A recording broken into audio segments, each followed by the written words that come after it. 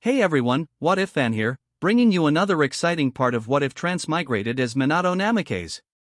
You can find the fanfic title and the original author's name on my Patreon page. Make sure to check it out and show them some love. If you enjoy the video, don't forget to like, subscribe, and ring that notification bell so you never miss an upload. Quick update. The series What If Fusion deck user in a different Yu-Gi-Oh! GX will be going on hold soon, since we're nearly at the end of the story. So now, I need your help picking the next project for the channel. I'm currently deciding between these three fanfics. What if creating the strongest Straw Hat crew by reading manga? What if transmigrated and taking over Ichigo's body? What if martial artist reborn is Kenichi Shirahama? Please vote in the poll and let me know which story you'd like to see next. I'll take the top pick and start working on that series next. Also check out my Patreon channel for early releases of all the series, where you can find all the series released one day ahead of YouTube. Alright, let's jump into it. Chapter 361, Visiting Old Acquaintances 03. Third Person POV. Konoha, 43. Kakashi was returning from his training in the late afternoon, as he had been doing every day, while jumping across the rooftops of the village. Kakashi was without a team once again, since the last one did not want him because they were not used to his more direct personality, or also out of jealousy when he was much younger than the others and yet had the same level of skill. Kakashi did not stop observing the village as he leaped through the air, as well as the changes that were happening in it, especially the fact that an entire country, the land of whirlpools, had been positioned close to the village, with the Uzumaki clan now being part of Konoha. He had his own thoughts, lost over the past few days, ever since he learned of Minato's return, of his wives, and of the addition of the Uzumaki clan. All of this seemed strange to Kakashi as he returned to the clan. After all, Minato had done something far more serious than speaking out on a mission. He had become a missing nin due to the village's decision, yet even so, everyone welcomed him with open arms. And speaking of the devil, it was at that moment that something appeared right in front of him. Jumping to the next rooftop, Kakashi saw a band of light coming from some direction, at high speed, and stopping exactly on the building where he was about to land. The light manifested itself in the form of a man, and he soon appeared, revealing none other than one of the people Kakashi had been thinking about lately. His eyes widened, and he immediately stopped at a certain distance from Minato, while the blonde did not fail to form a smile and greeted him, raising his hand. "Hello, Kakashi." "Minato Namikaze," Kakashi murmured. "It's good to find you. I was heading to the Ninja Academy for a walk and saw you jumping over the buildings," Minato said. "I can't believe this," Kakashi thought. "This kind of guy doesn't do things by coincidence. They say he has a sensory ability that would leave even the Hyugas sucking their thumbs." Minato didn't even try to hide that there was more behind that encounter. Kakashi analyzed the blonde in front of him. He had certainly already seen him when Minato entered the village together with the Uzumaki and the clan leaders. Everyone expected them to pass through the traditional main avenue, but that was not what happened. While the group had left Tsukumo and the Uzumaki behind, and many people were disappointed for not seeing Minato walking through Konoha's main avenue, Kakashi quickly went to where Minato was, curious. When he found him, Minato had noticed his presence, but only formed a smile and continued walking with his wives toward their home. Back on the rooftop, Minato decided to break the silence. "Hello, Kakashi. Have you been training a lot?" Minato began. Even with the idea of appearing like that, Minato had no shame at all. Yes, Kakashi was a little awkward about it. "Well, I just wanted to see you. After all, we'll be seeing each other quite often, since we'll be forming a team soon.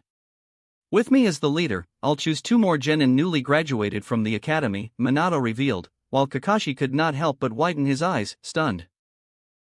Minato was the most powerful ninja in Konoha, there was no doubt about that. But he was also the same man who had punched Kakashi once, when he refused to accept the situation his father had gotten himself into. At that time, Minato gave him a harsh moral lesson. That made Kakashi open his eyes to many things and begin to see everything from a different perspective, especially after discovering everything Danzo had done wrong in the village, with Hiruzen and the other elders accepting it all. Those crimes were far worse than his father's failed mission. While those old men were treated as heroes by everyone, Kakashi's father was condemned by the village not only for having failed after saving his comrades. It was discovered that all of this was a direct, coordinated attack by the elders, who feared the power and influence that Tsukumo Hatake would have over Konoha, stripping them of their respective political positions. After the Civil War, Kakashi classified them as greedy old men, and Minato would have agreed with him if he had heard his thoughts. And, returning to reality, Kakashi observed Minato. His last words were that they would form a team. How could he not be surprised? Don't be so stunned. Your father had already asked this of me long before, even before this whole mess began, Minato said. When Kakashi wanted to know more, he certainly thought that having a sensei like him was far too valuable, but he still didn't understand why Minato would take on a field team when he... Minato did not let Kakashi think too much and spoke again. This will be done in a few weeks, Kakashi. Until then, I want you to push yourself in training. After all, I intend to put you and the others through a test, Minato said. Then he disappeared, leaving Kakashi alone on that rooftop, now with new thoughts after Minato did not even let him speak with his declarations. Minato went straight to the Ninja Academy. He stopped on top of one of the buildings and watched the children leaving, since that was a full day, in which they stayed the entire day training.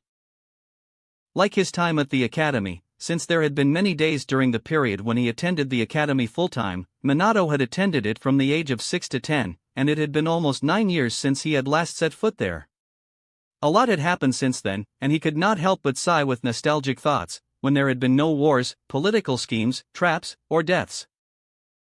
He used to be a child who only wanted to train, surrounded by girls who had a good head on their shoulders to keep up with him and not be fangirls.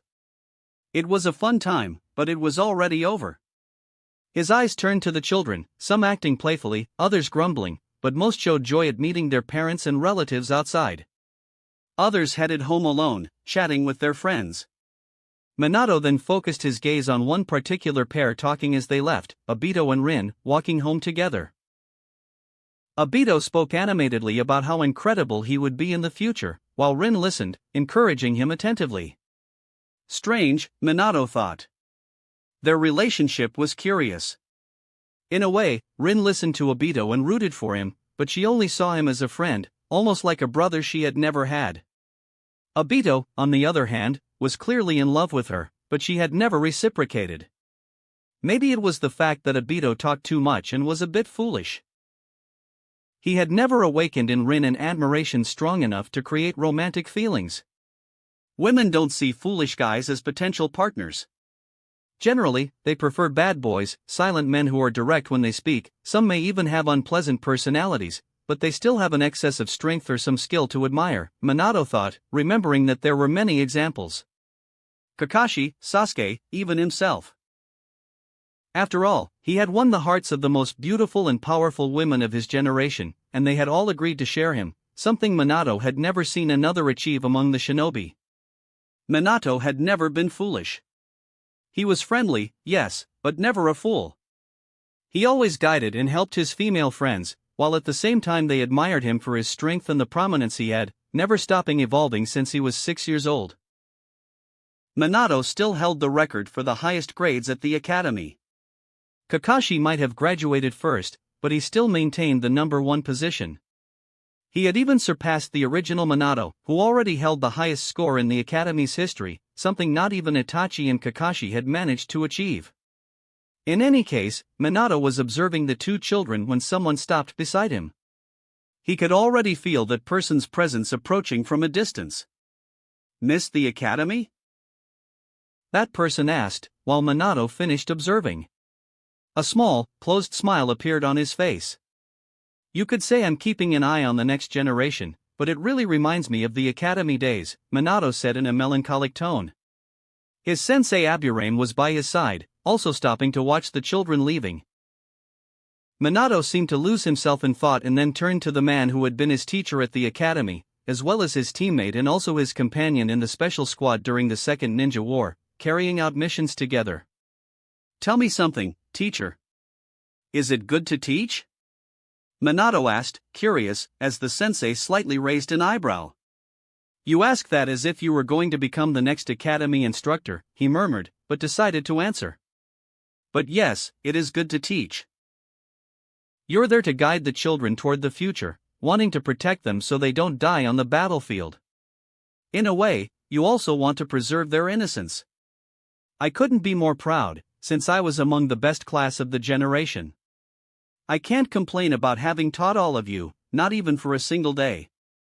He was referring to everyone, not just Minato and his wives. After all, no matter how powerful they had become, known worldwide, the class they graduated with was not limited to just the 5 of them. The Inoshikacho formation was also created at that time, among other groups. Teams like the one formed by the 2 Hyuga brothers also emerged, as well as the team formed with the woman from the Aburame clan. It was a class with many talents, including those who even managed to draw the attention of Madara Uchiha, who went so far as to absolve the other 2 Uchihas in the class. Both fell silent for a while. Minato watched Rin and Obito disappear from view, passing between buildings and houses as they headed home. Hey, you should go meet the others, the sensei broke the silence, and Minato could not help but sigh as he remembered his old team. Is she upset? He asked carefully. After all, Minato still remembered the conversation he had with his former teammate, Kai Kurama. She complains all the time during these past year and a half, saying that you said you didn't need us, always grumbling whenever we meet unofficially on missions. But she also talks a lot about your performance. She said you were incredible on the battlefield. She got married, you know? I bet it was with Fury Akimichi. They were like fire and water, but always together, Minato said simply with a smile. Yes, the 2 of them are married, he confirmed. Minato nodded before sighing and returning to the matter at hand. I couldn't simply let her enter a battlefield when I would be involved. It would already be bad enough to deal with accusations saying that the village itself was after us, considering we were already missing Nin, Minato said. I know, but even so she and the others hope to see you.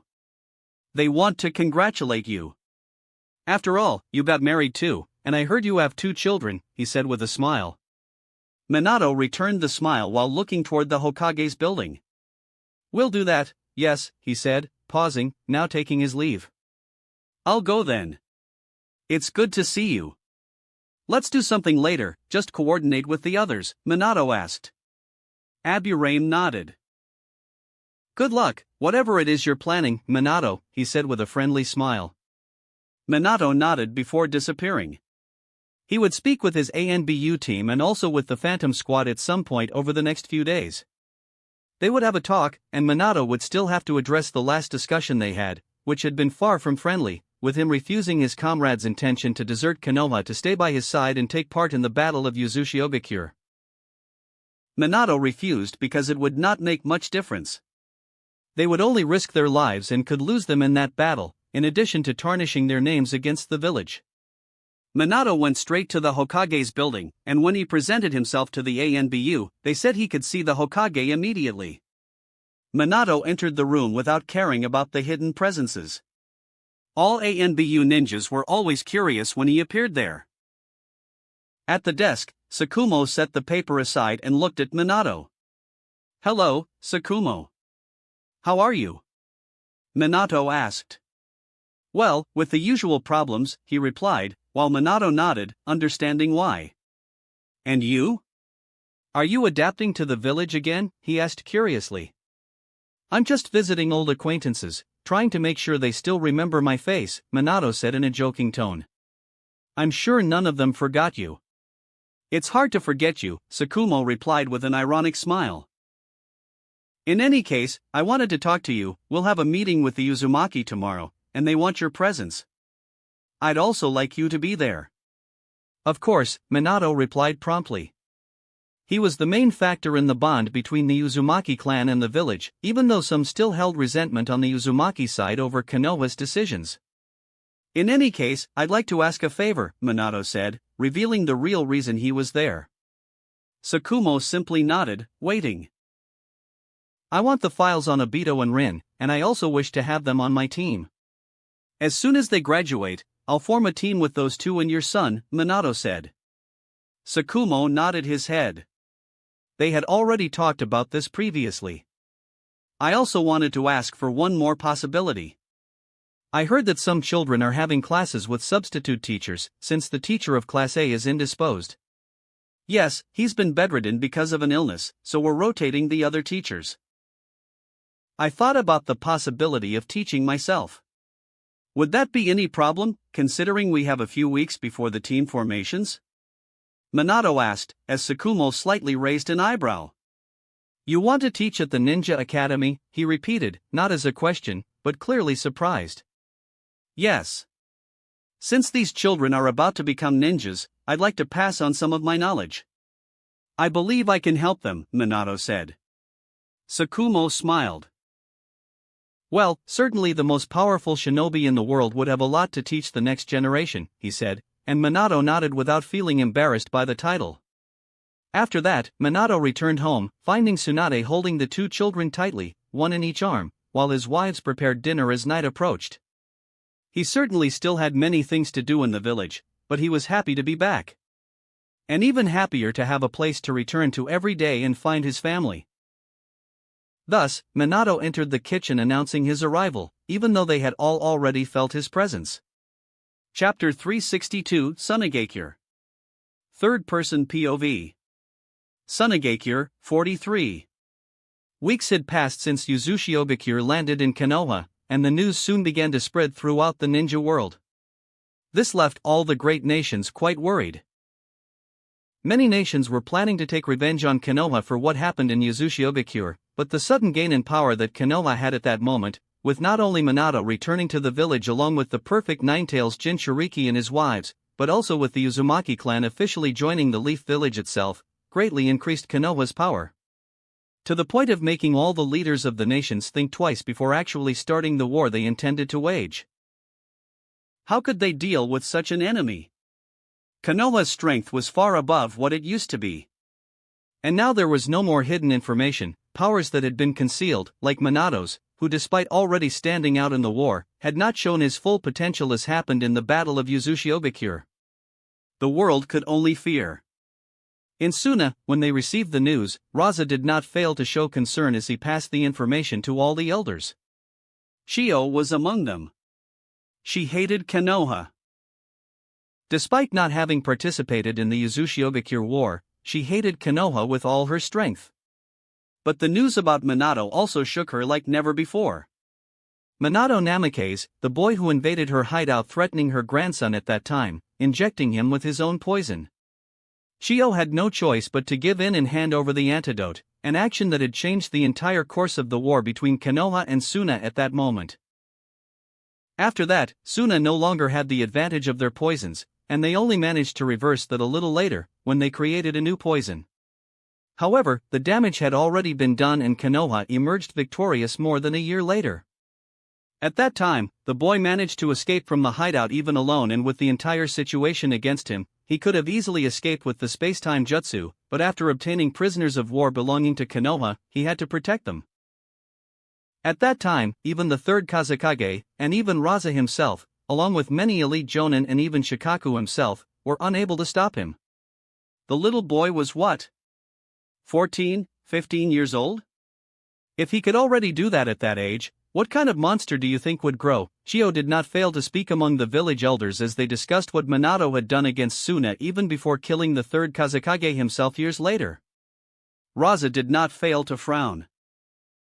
And she was certainly right. Everyone saw that Minato Namikaze was a threat back then more than 4 years ago. They did everything to try to stop him while they still could, but in the end they failed. They were not even able to make the Hokage himself hand him over, or even kill him in the ambush they set. Quite the opposite, they suffered heavy losses. And now they were facing that grown boy, with the power to fight all the elemental nations alongside his wives. Even with 4 nations wanting to kill him with 4 Kages and Bijus as they had planned before the attack on the Uzumakis, expecting the boy to be there, in the end that turned out to be the worst possible scenario. A single family in Konoha could now decide whether a war would begin. What kind of power is this? It made them remember ancient times, when Raza was a child and heard about the god of shinobi, Hashirama Senju, who could put all the villages in their proper places, preferring peace, with no one having the courage to start a war while he was at his peak. A man who could capture all the bijus and distribute them to maintain a balance of power among the nations. He heard this from the older men with respect and even fear. Raza could not help but wonder if they were once again in that era. A new symbol like the first Hokage had emerged in the world. Konoha had too much power, standing far ahead of the other nations. Bijus and Kage no longer seemed like enough. Moreover, Konoha still had the third Hokage alive, who despite having been removed from office and placed in a kind of ostracism by the village itself, still could not be discarded as part of Konoha's strength. They had Tsukumo Hatake, a Kage-level ninja, which made Chiyo grit her teeth when remembering the man responsible for killing her son and his wife, Sasori's parents. They also had two of the legendary Sanins, since Orochimaru had left the village and been placed in the bingo book as a criminal by Konoha itself. They also counted on several other ninjas who had gained prominence during the war and built a good reputation in the last 3 years since the end of the conflict. Now, the other nations had lost practically half of their forces, some even most of them, with the disappearance of the bijus and even the death of their leaders. On the other hand, Konoha had a great addition of power, the power of the Uzumaki, which all nations were eager to possess, due to their sealing abilities and secrets. Not only were they no longer open to attacks, but they had also joined Konoha and now were part of the village. And lastly, there was Minato, whom they were already discussing. A man who needed no comments. What will we do now, Kazekage-sama? We cannot continue with our plans. We cannot start a war with this level of power that Konoha possesses, Chiyo said, her voice firm, destroying the last year and a half of planning with the other nations about attacking Konoha together, creating a third war to seek revenge and financial compensation for what happened in Uzushiogakure, since they all blamed Konoha entirely for their failure. Konohagakure handed Uzushiogakure over to be destroyed by the other nations. Yet those who came to destroy it found forces capable of crushing them instead. We will have to abandon the plans, Raza said in the end. Despite the dissatisfaction, no one truly spoke against it. They knew Chiyo was right. They could not fight Konoha, even if all the nations united. They had already done that once and failed miserably, when the Uzumaki themselves were not even a major factor in their defeat. The Uzumaki were strong, but that specific group from Konoha was noteworthy. Perhaps we shouldn't make any decision now. How about proposing a meeting between the Kages and deciding what to do together, one of the elders suggested. Raza nodded at the idea, it seemed quite reasonable. They continued discussing for a while, and soon another matter arose, along with the concern of a possible war. There was also the problem of Shikaku. They had lost him more than a year and a half ago, when he was targeted by Minato and teleported somewhere in the world. Suna had been searching for him ever since. The village no longer had its bijou, which was extremely worrying, since they needed it to keep the village strong. There are still reports that he was taken to another continent, and rumors of his appearance 2 months ago in that region of the world have also surfaced. It shouldn't be long before our ninjas find him. You say that after we've been searching for a year and a half? I doubt that will happen so quickly. Our village lost a Kazekage and our bijou in such a short time, and we have suffered because of it. The number of missions requested by clients from all over the world has decreased considerably. We are facing financial problems, and all thanks to Konoha. We are not in a position to make demands. Even so, we can schedule the Kage meeting and decide what this hand will do together with the others. We should also focus our efforts on finding Shikaku before a possible war, the elder said. Everyone seemed to agree with him. The discussion continued, and some even wondered whether the Uzumaki might have already captured Shikaku when they returned to Konoha. It was a possibility, but only time would tell the answer. If they found no more traces, it would mean that Shikaku could be in Konoha. Raza left the building and returned home, tired. There were many disturbing and conflicting thoughts in his mind. He felt that Suna was trapped in chains that could not be easily broken. Before Konoha, they could only swallow their own frustration. That irritated him like never before. To think that he could do nothing, that he was weak after everything. Why are the greatest talents always in Konoha? He could not help but vent. It was not just a matter of Minato, but of all the talented ninjas who came from Konoha. With such a high birth rate of prodigies, obviously someone like Minato would eventually be born. When he entered the house, he found his wife, Karura, preparing dinner. Near her there was a baby carriage with little Temari, a child who had been born a few months ago. He could not help but feel a glimmer of tenderness in his eyes, almost breaking into a smile, but he kept a serious expression as he looked at his daughter. His presence finally caught his wife's attention as she was cooking, looking at him. She had a slightly rounded belly, expecting their second child. "Dear, you're here," she said with a smile, as she saw Temari raise her little hands toward her father upon seeing him. Raza merely observed her in a somewhat colder manner. His wife was already used to her husband being a little distant, even with his own children. "How are you?" he asked, approaching and studying her belly, while she smiled upon seeing his concern. "I'm very well. If you want to know, our little Kankuro is growing healthily," she said proudly, in a tone full of love for the unborn child. "You still insist it's a boy?" he asked, not failing to show a small smile. "He is a boy, I'm sure of it," she said with conviction. "Just like I knew Temari was a girl. You can't underestimate a mother's instincts." "Then I'll believe you," he simply replied. Then he stepped away. "I'll go to the office. I need to take care of a few more things. I'll be back for dinner," he said.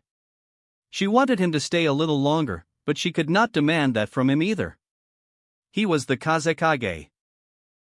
She only watched him leave the kitchen, while Temari seemed a little hurt for not receiving even a touch from her father. "Calm down, dear. Your daddy is quite busy," the woman said, trying to soothe the child, who was about to cry. At that moment, the doorbell rang. The woman could not help but raise an eyebrow, already knowing who it was. "Well, your father may not have spoiled you, but I'm sure the other one will," she commented, walking to the door and opening it. On the other side was a young man who looked very much like her. It was Yashimaru, her younger brother. "Wani-san," he said with a smile. "Hello, little brother. I'm glad you came for dinner," she said, letting him in. He went straight to Temari, picking her up and smiling. "Look at her, she's getting so big," he said, while the little girl began to smile and make small sounds of joy. Karura could not help but smile as she saw her younger brother getting along so well with her daughter. She hoped that if one day she was no longer there, he could take care of them, both Temari and Kankuro, and even other children who might still come. Raza could be quite indifferent, even with his own children, but she knew that her brother would not let them lack love if she were not there. Chapter 363: Iwagakure and Kirigakure. Third-person POV. Iwagakure, 43. In the land of Earth, a discussion was taking place, just as it had in Sunigakure. Iwagakure was gathered with its elders/advisors, discussing the great problem they had in their hands at that moment. Konoha had grown stronger. It was more powerful than ever, far more powerful than in the Second War. Anoki was silent. His back pain did not even seem to bother him anymore in the face of the great problem he was dealing with. Normally, he would complain, but at that moment he seemed very thoughtful, ignoring the pain of advancing age. "Father, the situation is not good," murmured his son, Kitsuchi, who was also among the village's advisors. I know very well. The problem is exactly the one we are having here," Anoki said in a low tone. How could he forget Minato in that fight between them in Yuzushi-Ogakure? Fight, in truth, it felt like Minato was merely playing with him. He could have killed him, as he had done with the Mizukage and the Reikage. Anoki remembered clearly. Minato had managed to defeat him in an aerial battle. While he launched his dust release trying to hit the boy, Minato always escaped with ease. He flew through the air by kicking the air, teleporting, or even transforming himself into light to travel at a speed that not even the third Tsuchikage could follow. Minato was far more flexible. His kicks were incredibly powerful, making Anoki feel a pain in his back he had never felt before, even with all the problems of old age. In the end, Minato simply sent him to the middle of the sea. When he realized it, he was in a completely different place. Frustrated, Anoki immediately left the water. When he looked around, there was nothing but the horizon. He was lost somewhere in the world. He cursed Minato with all his strength while trying to return, without knowing where he was or which direction he should follow. Only when he finally discovered his location did he realize that he was even farther away than he had imagined. He arrived at a continent scarcely inhabited by humans, which left him even more frustrated. He had to rest for a day before finally returning, traveling for days at sea until he reached the elemental nations and discovered the failure that he and the other three nations had carried out in the attack against Uzushiogakyure. Only Inoki knew the anger and frustration of being the leader of a great village, coordinating a joint attack and discovering that he had been removed from the battlefield, incapable of doing anything other than waiting for his men to survive. The anxiety nearly led him to a heart attack. It was an experience he never wanted to have again. A memory that had been appearing to Inoki ever since was of being in the presence of Uchiha Madara, of how he was brought to his knees with ease when he and his master were going to Konoha. Inoki never imagined he would feel so powerless again, but Minato Namikaze had awakened those feelings in him. And deep down, the old man knew Minato Namikaze did not kill him for some reason, even though he would have preferred to die on the battlefield rather than be sent far away, leaving his companions at the mercy of their enemies. He had lost more than 4,000 men. His divisions were defeated. Even with semi-perfect Jinchurikis, they lost in the end. IWA had to retreat because they were facing the Senju girl, the Jinchuriki transformed into the nine-tailed fox, the Hyuga clan girl with her bow massacring the ninjas, and the entire crowd of Uzumaki shinobi. Even the Uchiha, with specialized summoning that skeleton, pushed IWA into a corner, turning the fight into a true massacre. The only reason they did not face Minato as well was because he went alone to the southern field to confront Suna, according to the reports that Inoki read. The third Tsuchikage was frustrated. Besides losing a great part of their forces to the enemies, the land of whirlpools had also disappeared from the map at least until then. Now, Konoha had simply brought it back. How could they not do that? Any village that received such a proposal would have accepted, even those that had been harmed. The balance between the nations had changed. The Namikaze clan and the Uzumaki clan added to Konoha an even greater strength than the village already possessed. How could they proceed with plans of a possible Third World War against Konoha in search of revenge and compensation for resources? Greedy bastards! Konoha wasted no time, growled one of the advisors. Inoki held back the urge to mock him, knowing that they themselves would do exactly the same thing if they had the opportunity to have them in Iwagakure. In any case, we must be careful with our next actions. Perhaps it is not wise to start a third war, said another elder. Third Tsuchikage, I believe we should analyze what the other nations intend to do, added another advisor carefully. Inoki looked at him and nodded. I see no reason not to do that. We are in a very complicated situation. We have already lost once to them. There were only 5, with the addition of the Uzumaki clan, and they brought all 4 nations to their knees. Konoha has not lost any strength since the Second War. Just because of that, its strength is greater than ours. Now with the recent addition to that village, it is obvious that we will not win a war the way we are, even if all united. And the worst of all is that we still do not know all the abilities of that Minato Namikaze. Inoki had already seen the reports. Obviously, all the nations quickly exchanged information among themselves. They needed, somehow, to find a way to counter Minato. Minato had strange abilities. In addition to those they saw in the war, it was reported the use of a black layer over his body that made him extremely powerful. He also had a type of jutsu that seemed like a genjutsu, capable of incapacitating dozens of elite shinobi without moving a finger. It was terrifying, and that was without him even properly using that ability. He ended up being classified as a wanted ninja rank EX. An acronym recently invented, since they could not simply leave him at the SS classification. So they created a new category to classify him, the first in the ninja world, since the formulation of the bingo book, to possess such a level. The SS levels were linked to the perfect Jinchuriki of the Kyuubi, the Uchiha with colossal skeletons and eyes similar to those of Uchiha Madara in the past, classified with the same potential to become a new Madara, and the Senju girl who mastered Sage Mode and had subdued the Bijus with her fists. There are also rumors reaching the borders through our spies, some of them are worrying. A counselor said. They did not use only ninjas, it was also smart to use even civilians as informants, whether for rewards or through threats, using their own families to force them to travel to other villages as ordinary citizens, without drawing the attention of the shinobi. As they possessed little chakra, they would hardly be classified as ninjas. They could not hear truly secret or protected messages, but conversations among local residents, even during everyday business, were picked up. And rumors always arise from some point of truth. Some merchants had been to Konoha, hearing the people comment about public events in the village, and certainly brought back information. Yes, quite strange information, by the way, said one of the counselors upon hearing his colleague. The rumors summarized that Minato Namikaze was giving classes at the academy for the new generation about to graduate. There were also reports that he was spending time with Tsukumo Hataki's son, indicating that he would take the boy as his disciple. I believe these rumors may have some basis, my lord, said Inoki's son, turning to his father. I see nothing unusual in him doing these things. It seems normal. But what worries me are the rumors about the Hyuga girl who changed her eyes, something that not even the clan itself can explain. They obtained no information either and were trying so much that there were rumors among the village civilians. The village itself comments on this, and also about his two children, one with Senju blood, the other with Uchiha blood.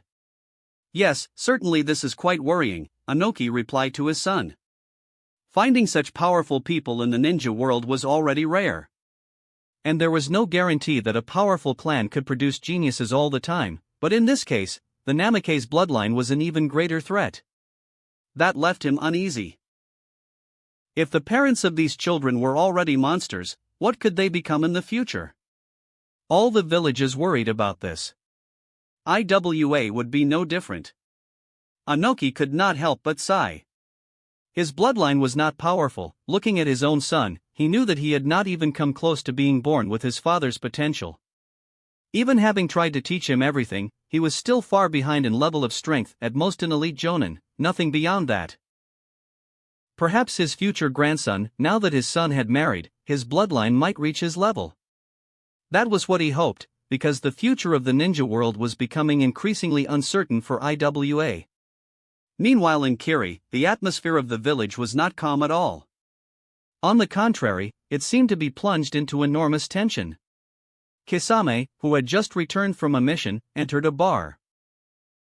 He ordered a sake, showing his shark-like teeth in a smile as he stared at the bartender, who nodded upon recognizing him well as a member of the Hashigaki clan. So we still don't have a Mizukage decided? Kisame did not stop glancing sideways, ignoring the bartender who began pouring his drink, while observing two jonin talking. It was true. After a year and a half since the War of Uzushio-gakure, Kiri, even having the greatest advantage among the four villages for being a battle between sea and coast, had received a heavy blow against its proud strength. This greatly weakened its position in the ninja world, just like the other three nations, leaving Konoha with a wide advantage of power without any loss. They could not find any suitable candidate after all the chaos to take the place of Mizukage. Not only that, the village had not even recovered what had been taken. They wanted to take revenge on the Uzumakis, but they no longer had the strength for that, especially with the news that kept arriving. I can't believe that after everything, they went back to Konoha. Those bastards, said another person in another corner of the bar. It was a genin, with tears of hatred in his eyes.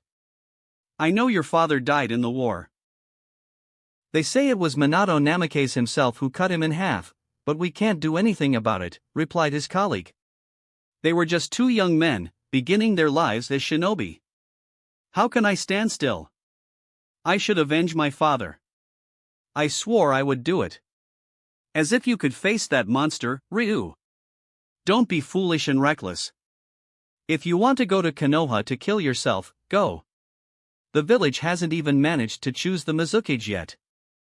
They won't care about a suicidal genin. In the end you will die in vain without avenging anyone, the comrade replied, tired of his nonsense.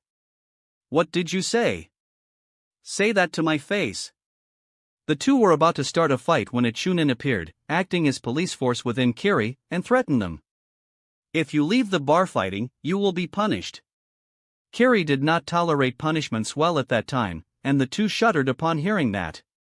So it seems they have already chosen a candidate for the three tails.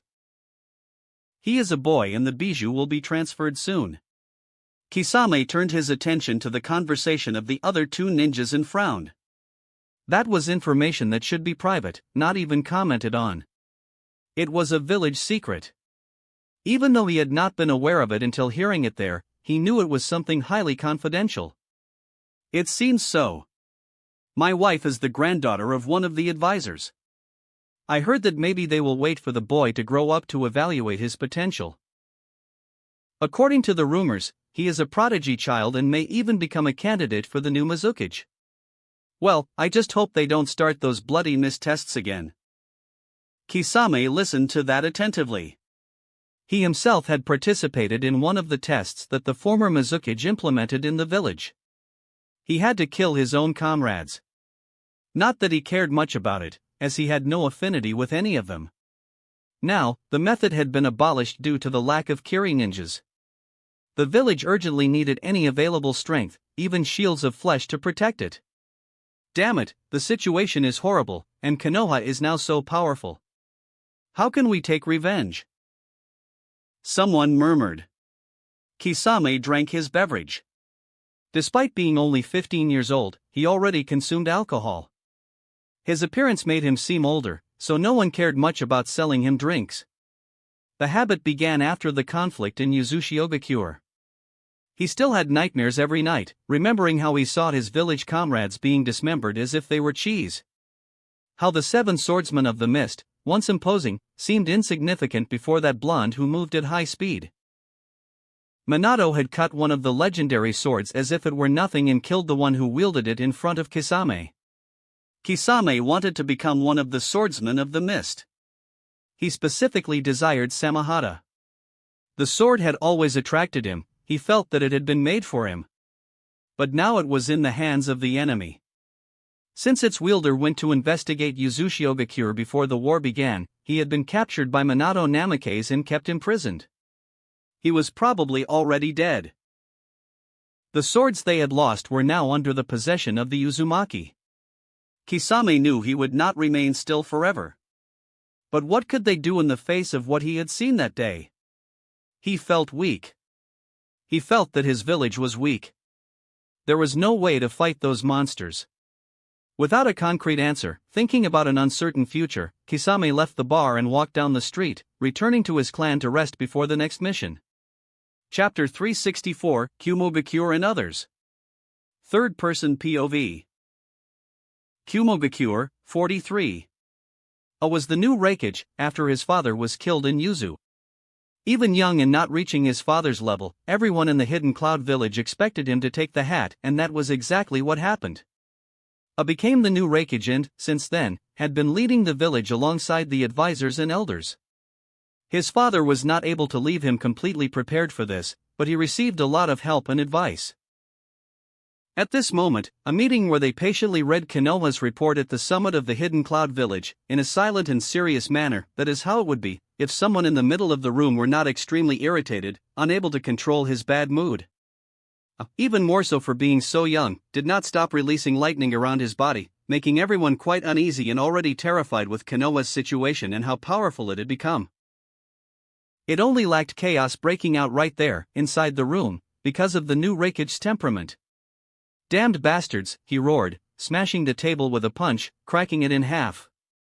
Everyone fell silent, carefully looking at the village leader.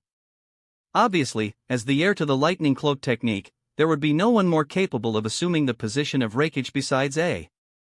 Only someone of his lineage seemed capable of using it. Reikage-sama, unfortunately we cannot do anything about this. The plans we had for Konoha will be unable to be carried out this time, said one of the advisors who had been there since his father's time. I know that very well, the new Reikage growled furiously. Listen. Send a message immediately to Suna, Iwa, and Kiri. We will schedule an immediate meeting. It can be in the Land of Iron, which is usually neutral among all nations. Tell them the meeting will be in 2 weeks and that all the Kages must bring only a minimal security team. I will go personally so we can discuss the threat that Konoha is becoming to the ninja world, he said. Everyone agreed, and the Raikage simply stood up, not wanting to discuss it any further. Where is B? Why didn't he come when I sent for him? He shouted. A secretary immediately stepped forward, nervous. Raikage-sama, we haven't found Lord B for some time. We sent people after him, but none returned informing where he was. No one managed to find him, she said. The Raikage became even more nervous. I'll go after that idiot. Do what I asked. The young Raikage only said that, blowing out the window as he advanced outside the village, creating his own lightning cloak to run faster. And, just as he had already imagined, he found B in an area far from the village. And what was B doing? Certainly not training. He was writing in his small rap notebook when an explosion came at his side, making him jump in fright. What are you doing, you idiot? I looked at the younger boy, furious. He had not participated in the war in Yuzushiogakure, as he was too young.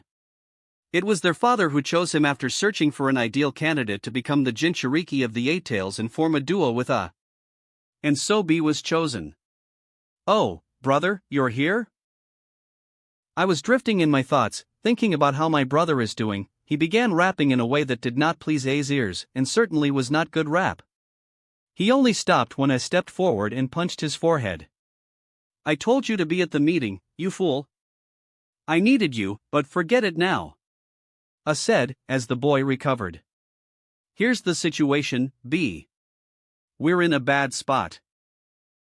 You're close to mastering the Eight Tails, and we need that power in the next war if we don't want to swallow everything that Minato and the Uzumakis did to us. They're now in the Leaf Village. You know what that means, we won't be able to recover the resources lost in the attack against the Uzumaki by seeking them in Konoha. We need you to train seriously, understand? B, still rubbing his forehead, looked at him and nodded. All right, brother. I'll give it my all, he replied at the end, realizing the matter was quite serious. He still remembered how the ninjas had returned from the Battle of Yuzushiogakure, certainly not happy, bringing back the body of the third Raikage himself, dead. The Jinchuriki of the Two Tails arrived 4 days later, exhausted, after having been sent into the middle of the sea. Elsewhere, even in small countries and lesser villages, they also received some reports. Although they were not as detailed as those of the great nations, due to a much lower level of infiltration, they still learned what was happening in Konoha and of the losses suffered by the great villages. They could not help but worry. Even though they were only secondary participants in the wars, without the weight that the 5 great nations carried in the last 2 wars, they still saw Konoha as something quite dangerous. They did not fail to look with a certain caution toward the Land of Fire, which was gaining more and more power and which, if it launched an attack against the entire ninja world, could even conquer a large part of it or all of it at this moment. This even involved the daimyo, the legitimate owners of that land, who also began to carefully observe the military power that not even recently they would have been able to stop if they were attacked and became enemies. While some specific groups had a deeper perception than others, trying to understand how the 5 great nations would react, Hanzo did not fail to frown as he looked at the reports. Minato Namikaze was a name that had caused him quite a headache since the Second War. The boy had already shown enormous potential at that time, so much so that Hanzo himself had wanted to kill him and tried. He definitely tried when he intervened in the fight between Minato Namikaze and the Jinchuriki of the Four Tails. Even after having just fought against a perfect Jinchuriki, the boy had still invoked an S-rank jutsu that nearly killed him. When he unleashed that thunder from the sky in the shape of a dragon, Hanzo would never forget such a technique, formed from the heat created by the Jinchuriki himself when releasing his lava release. He considered the Sannin great geniuses and named them as they are known today, when the village was winning the war. There had been no reason to kill them at that time, but they did not even compare to Minato. He saw more potential and more strength in the boy than in the 3 students of the 3rd Hokage combined. If he had had a real opportunity, he would have killed Minato. And look at what happened. The boy grew up and became powerful to the point that the village itself could no longer control him. Only 1 year after the war ended, Konoha itself tried to restrain him. The former Hokage saw him as a threat and tried to subdue him, but the boy not only overcame that, he put the Hokage himself on his knees before the entire village and killed Danzo, a secret ally of Hanzo whom he kept for negotiations in the shadows. Now he needed to be careful with the Namikaze family. It was no coincidence that all the girls who had known Minato since childhood and married him possessed a strength that shocked the entire world. There was no way he would want to face the boy after what he had heard. What kind of monster fights against 4 entire nations, kills 2 Kages, deals with bijus, and kills thousands of people? He was already considered a demigod in the ninja world, but Minato was on an even higher level, a level comparable to those 2 from the past, or more. Hanzo could not help but think of the ancient legends. In any case, he could only wait to see what the nations would do now, for they would not remain still. Minato Namikaze was a unique power in the ninja world, something that unbalanced everyone.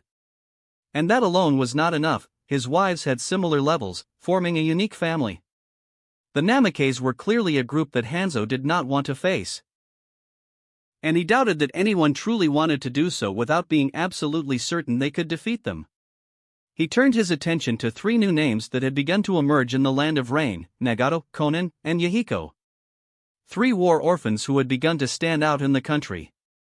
He certainly needed to worry not only about what was happening in the ninja world, but also about the movements in the Land of Rain. Meanwhile, Orochimaru was in his laboratory when a snake appeared at his side. He looked at the animal as it opened its mouth and pulled out a small scroll. Orochimaru took it and began to read it. So Konoha is changing. Konoha tried to ambush him. He was away when they discovered his laboratory. They tried to lure him back, but Orochimaru was clever enough to identify the trap and escape. Tsukumo Hatake and Konoha's elite tried to capture him. In the end, he had to flee. So he left for his laboratories in the Land of Sound, lands he had secretly acquired during the Second War and in the post-war period, achieving this thanks to the freedom his sensei granted him until he was forced to step down from his position. And, as if that were not enough, he even expected a Third World War to come against Konoha and put it in trouble. Or worse, the most likely scenario might have already happened. Minato returned to Konoha. He had always considered the possibility of Minato appearing in the war and protecting Konoha, but what happened before it even began was something even worse than his first prediction. Konoha strengthened itself at least 4 or 5 times more, with its firepower expanded thanks to the new addition. Orochimaru now pursued his new life goal, immortality. He was almost managing to develop it thanks to his experiments and was also seeking, somehow, to become stronger, since his great dream was to learn all the jutsus in the world. He tried to find a pattern between geniuses and mediocrities. He had even captured children in an attempt to find someone at Minato's level, since the blonde's talent had intrigued him greatly. An orphan from a clan specialized in space techniques, yet Minato strangely was born with that light ability. Clan Hozuki style, but far more powerful. After all, his tangible form had no discovered weakness so far. Even though he was a completely out-of-curve case, he still nurtured some hope of discovering something extraordinary there, but in the end, he was disappointed. Thus, he began to create and study children not only from Konoha, but from the entire ninja world, even seeking members of clans with unique abilities. Kiri had a strong demand for certain types of ninjas, and Orochimaru even traded some on the black market, buying bodies from important clans and even captured living children, all to study them and learn more and more. But now he needed to act differently, trying to strengthen his position, since the trade was no longer as profitable. Kiri blocked it. He understood the reason. For him as well. Now, with Minato Namikaze there, the problems would increase even more. Minato might even have had something to do with the discovery of his laboratories. After all, he appeared in Konoha only a few days later. Orochimaru became cautious, even more so knowing that the ninja was enraged with him, as he sought revenge for what happened with Tsunegakure, and he must not have been happy at all upon discovering the fate of some of his test subjects in Konoha. Orochimaru thought only about hiding until making his move. He was finally achieving immortality. He could not stop now, even in the face of the threat of those monsters. Elsewhere, in the land of waterfalls, in a hidden underground chamber, a white Zetsu appeared before Madara. Madara-sama, he greeted him. "What are the nations proposing to do?" the old man asked. Suna, IWA, and even Kiri want to schedule a meeting.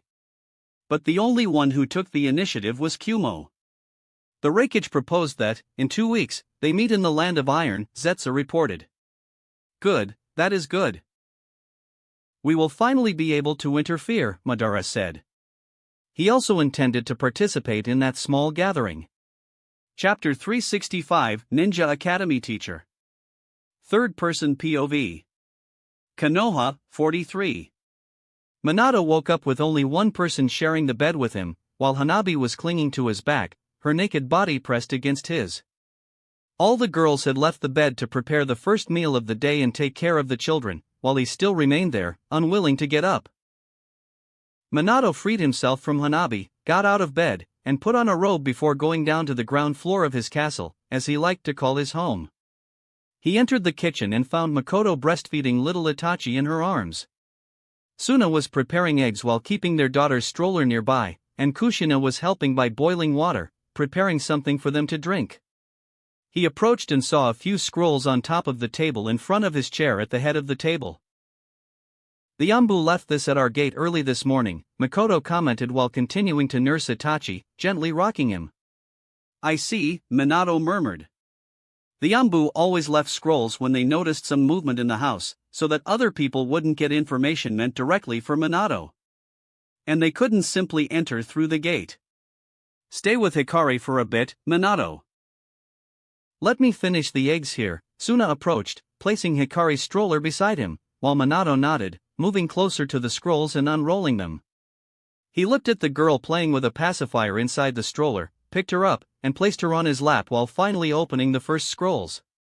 As one of the council seats, there was all kinds of information there, from changes in the village's defense to taxes and rumors coming from within Konoha.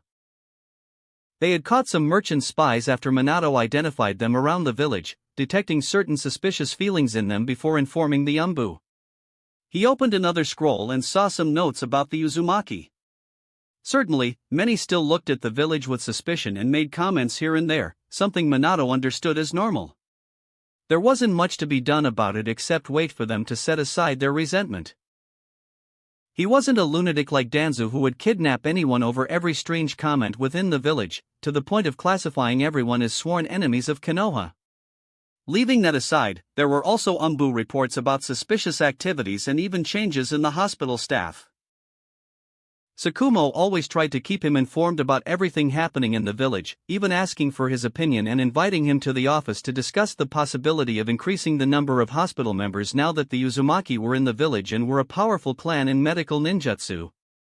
Several weeks had already passed, and Minato wondered what the great villages were discussing about Konoha at that moment.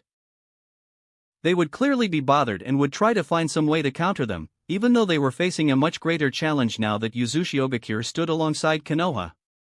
Even so, Minato remained calm about it. Just waiting to see what would happen in the end.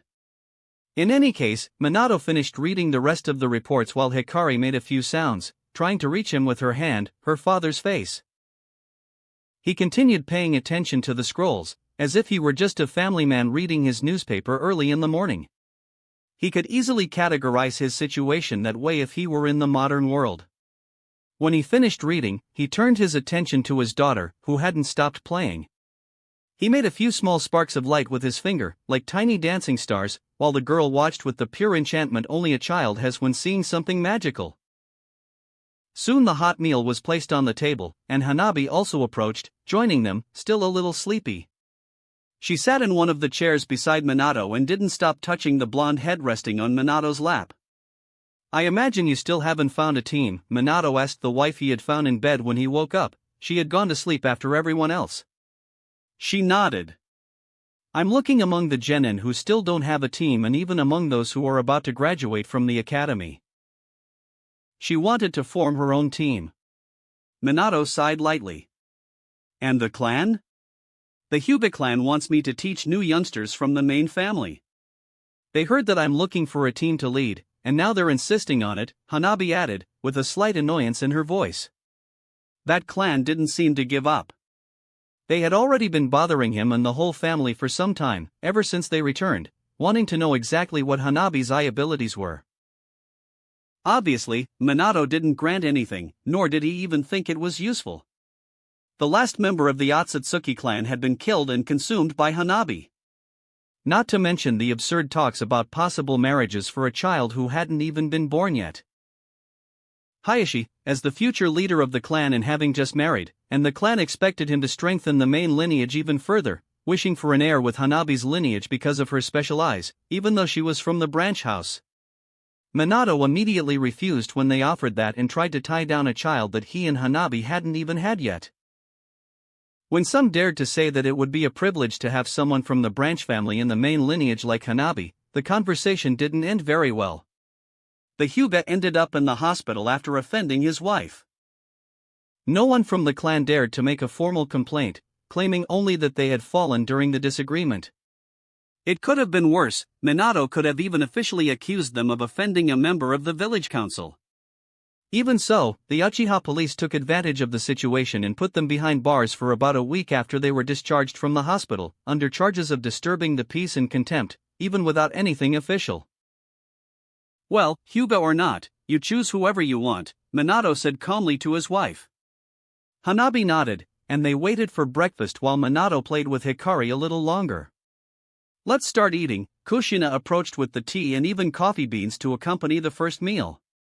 While Tsunade finished placing the plates on the table, Makoto put little Itachi in his high chair after feeding him and joined them at the table. Minato ate patiently with his family while placing his daughter back in her high chair once again. So I heard you're not coming straight home today? Suna murmured to Minato. She had arrived a little later the previous night, having stayed at her mother's house in the Senju clan, and Makoto had informed him that morning, reminding him of what they had talked about earlier, as he nodded. Yes. My former team wants to set something up. I invited Makoto and Hanabi, since they were part of the team, but Hanabi will be studying candidates for her team, and Makoto needs to take care of Itachi. He's had a fever these past few days, Minato explained. Yes, she told me. I was planning to make some medicines for him today, actually. There are some plants I can cultivate that are quite useful in these cases, Tsunade said. Kushina would go to the village defense squad, while Minato would head to the academy to teach. Hanabi would stay looking through the village records, determined to find a team she could lead as a teacher, and Makoto would go to the Uchiha clan to speak with her father. Suna would take Hikari out for a walk, staying at the Senju clan with her mother. Minato talked with them a little longer, then went upstairs to his room and put on his Leaf Village Jonin uniform, without any hurry, since he could teleport. He said goodbye to each of his wives and the babies, wishing them a good day, before disappearing and reappearing in front of the ninja academy. The parents of the children were taking their kids to class at that moment, and some of them started pointing when they recognized him. Minato moved by leaping up toward one of the windows, since entering through the front wasn't a good idea. Whenever he did, the parents would start small talk, and some even asked for autographs, as happened all the time. The worst were those who begged for Minato to be their children's sensei. Minato thought that no academy teacher should be too famous. It ended up interfering quite a bit with the children's performance, as they were more concerned with talking about his achievements than listening to the actual lesson, asking for war stories or what kind of training they should do to become as powerful as him, or even whether they had the potential to reach that level of strength. Minato headed to the teacher's room, where everyone was gathered before classes began. Namikaze-sama, punctual as always, one of the teachers commented cheerfully upon seeing him. Minato opened a smile. Hello. How are you today? He asked the group of Chunin who were preparing for their classes. He was the only Jonin among them. You know, we ended up talking about the Second War yesterday? Now the students want you to talk about it. Could you give a lecture to my class? They're demanding that I ask you to give a speech about what it was like to fight in the Second War and become a hero. One of them said, laughing awkwardly. It's not the first time something like this has happened, another commented. Not to mention the other classes, who think it's unfair that you're teaching only Class A. The other teacher laughed. Minato shrugged. They talked for a while, and even the teachers couldn't stop themselves from asking questions about the war to tell their students, just as enthusiastic as the students themselves would be. Minato laughed at that, but he ended up talking a bit. There was nothing wrong with sharing a few experiences, and it was also good to get to know the Chunin better. While they talked, he asked about their own lives, sought their opinions, and they responded excitedly, speaking about their families, where they lived in the village. Minato liked that feeling of belonging even among the lower ranks of the village. "Well, anyway, it's time to head to class," Minato said simply. In the next moment, he disappeared before all the Chunin, who couldn't help but comment on how envious they were that he had mastered a spacetime ninjutsu. Being able to teleport wherever he wanted truly seemed convenient. When Minato entered the classroom, the children were already causing a bit of a commotion. Some were standing, others sitting in their seats, talking to their classmates. They alternated between gossip, hushed conversations about secrets and rumors, and the shouts of possible fights. Obito was standing on top of his chair, arguing with someone, saying things like he would be the next Hokage. Rin was talking with her friends, while Guy was doing push-ups in the middle of the room, shouting the count out loud. Minato couldn't help but sigh. He had quite a peculiar class. It would be one of the few that would stand out in Konoha's history, gathering so many eccentric ninja in a single generation. Some students immediately noticed Minato standing there. They already knew he could appear without warning in the middle of the room.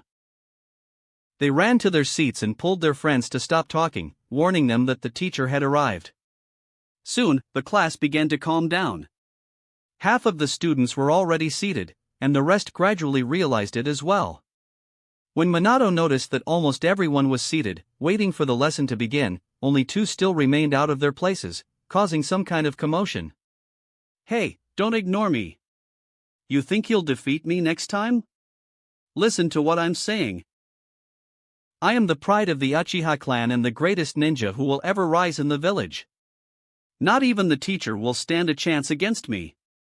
Obito started shouting at his classmate, adjusting his characteristic goggles. Suddenly, the student Obito had been arguing with was silent, staring ahead, trying to behave in front of Minato. "Obito, what are you doing? Sit down already." Rin whispered loudly beside him. "What? I'm just talking about my greatness," he replied. She discreetly pointed toward the front of the room. When Obito finally saw the teacher standing there, he blushed instantly, realizing that Minato had probably heard his declaration that he would surpass him. "You seem excited today, Obito," Minato said with a smile, already used to the boy's antics. The class burst into laughter, while Obito sank into his seat, completely embarrassed. Only one person was still training like crazy, and that person was none other than Might Guy. Someone tapped him on the shoulder and murmured that the teacher had already arrived. He finally stopped doing push-ups and stood up. But instead of blushing like Obito, Guy broke into an enthusiastic smile. "Professor! You finally arrived. Shall we begin a training session that will surpass all our limits?" he asked excitedly. "Maybe, Guy." "Now sit down," Minato replied. The boy nodded quickly and ran to his seat, hoping that at some point Minato would truly propose some intense training for them. When the classroom finally settled down, that was Minato's cue to begin the lesson. "Well, let's begin. I hope everyone has trained over the past few days the D-rank elemental jutsu I assigned to each of you. Let's see your performance at the Academy's training field," Minato said. The room filled with excitement. Everyone, except Guy, had received an element. To make up for it, Minato had given him one of the 6 marine styles techniques, which was worth far more than any D-rank elemental jutsu, making the boy's eyes shine when Minato revealed it. In any case, they began the lesson. Minato had been working in a role he never imagined taking on, as a teacher, but after speaking with Tsukumo, he himself had requested it while this class's usual teacher was ill. He also wanted the opportunity to see how the children were doing, especially that class, because he intended to change the future of some of them. Chapter 366, Flawed Education System. Third-person POV. Konoha, 43. At the training field, Minato watched the first children begin forming their hand seals before launching their jutsus. One after another, each one had to demonstrate mastery over the D-rank jutsu that Minato had assigned. They tried, but most were not so lucky. It was still difficult to control chakra, when they did not have so much training in it. Minato could not help comparing that class to his own when he was a student as well. The current class was far behind, even with so many names that would become famous in Konoha in the future. Compared to the elite class project that Konoha had created in his time at the academy, the performance of Kakashi's former class was inferior. Minato did not say that just because he had been the prodigy who achieved the highest score ever recorded at the academy, but because the village's incentive was much smaller for this current class. He knew that the elite class had been an investment that Konoha made at that time, when tensions were rising before the Second Shinobi World War. The third Hokage himself had invested in it to the point of creating prodigies to protect Konoha. He was not wrong after all. In the original timeline, there had been nothing like that, but probably, due to the presence of Tsuna, as the heir of the Senju clan and of 3 other Uchiha, Hyuga, Jinchuriki, in addition to all kinds of students who achieved high performance in the initial tests, including Minato himself, who obtained good results in the exams to enter the academy, he was not among the top at that time, but enough to stand out. Then the project was created. After all, every student who showed potential had a chance to enter the elite program. They even checked chakra nature. Some students of this generation even had the ability to enter Minato's class.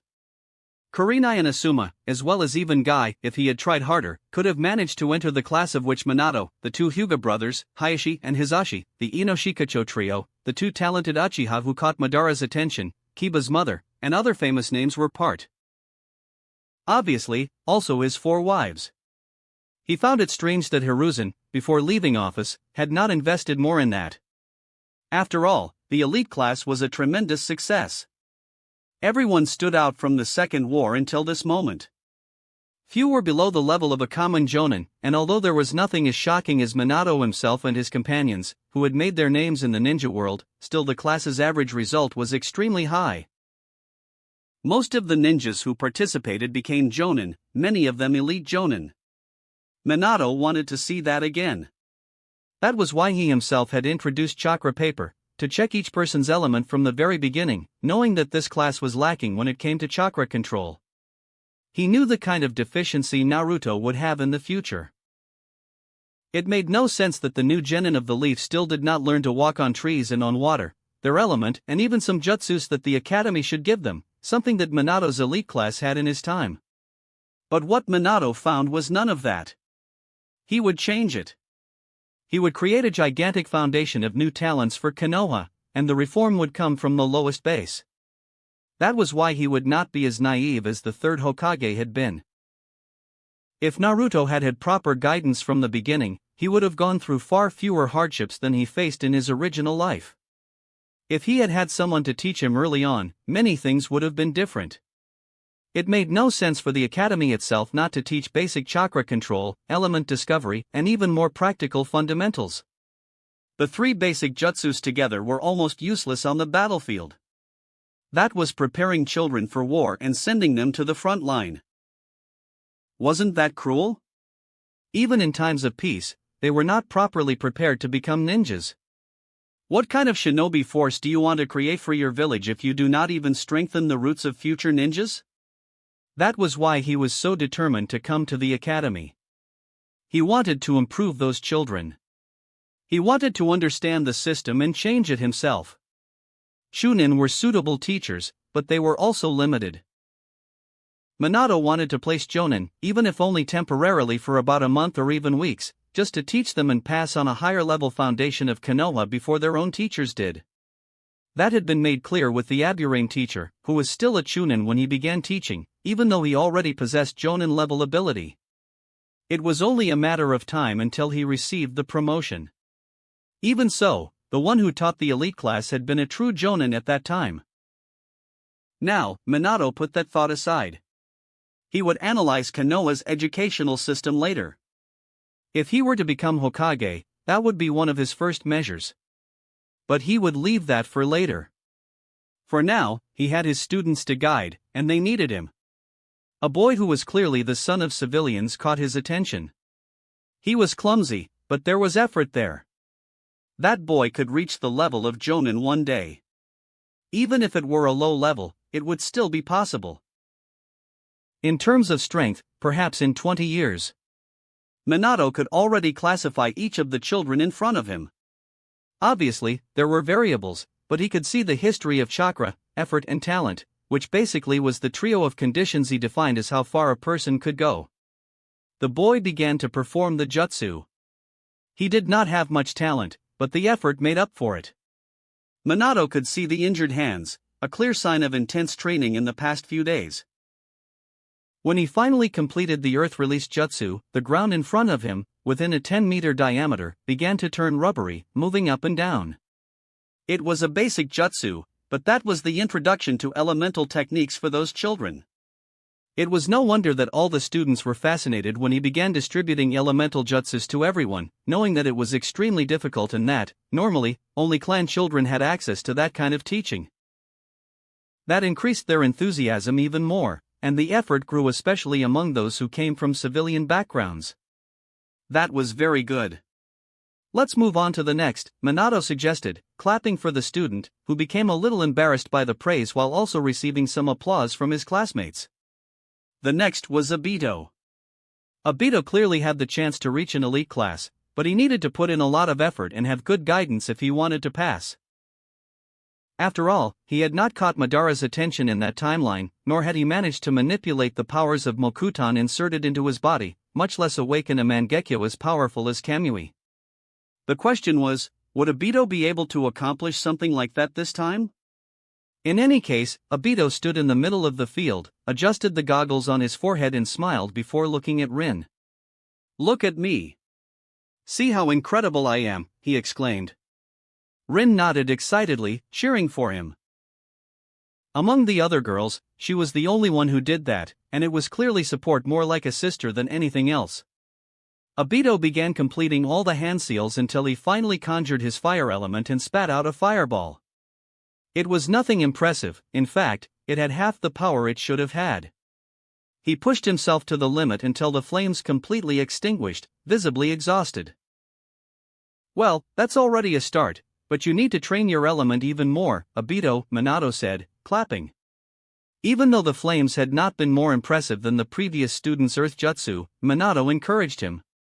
Obito, who had been a little discouraged, upon hearing the teacher, managed a better smile. It did not reach his eyes, but it was a satisfied smile. "Thank you, teacher. Rin, did you see that? I can still push myself further," he exclaimed, approaching Rin, while she smiled and cheered for him.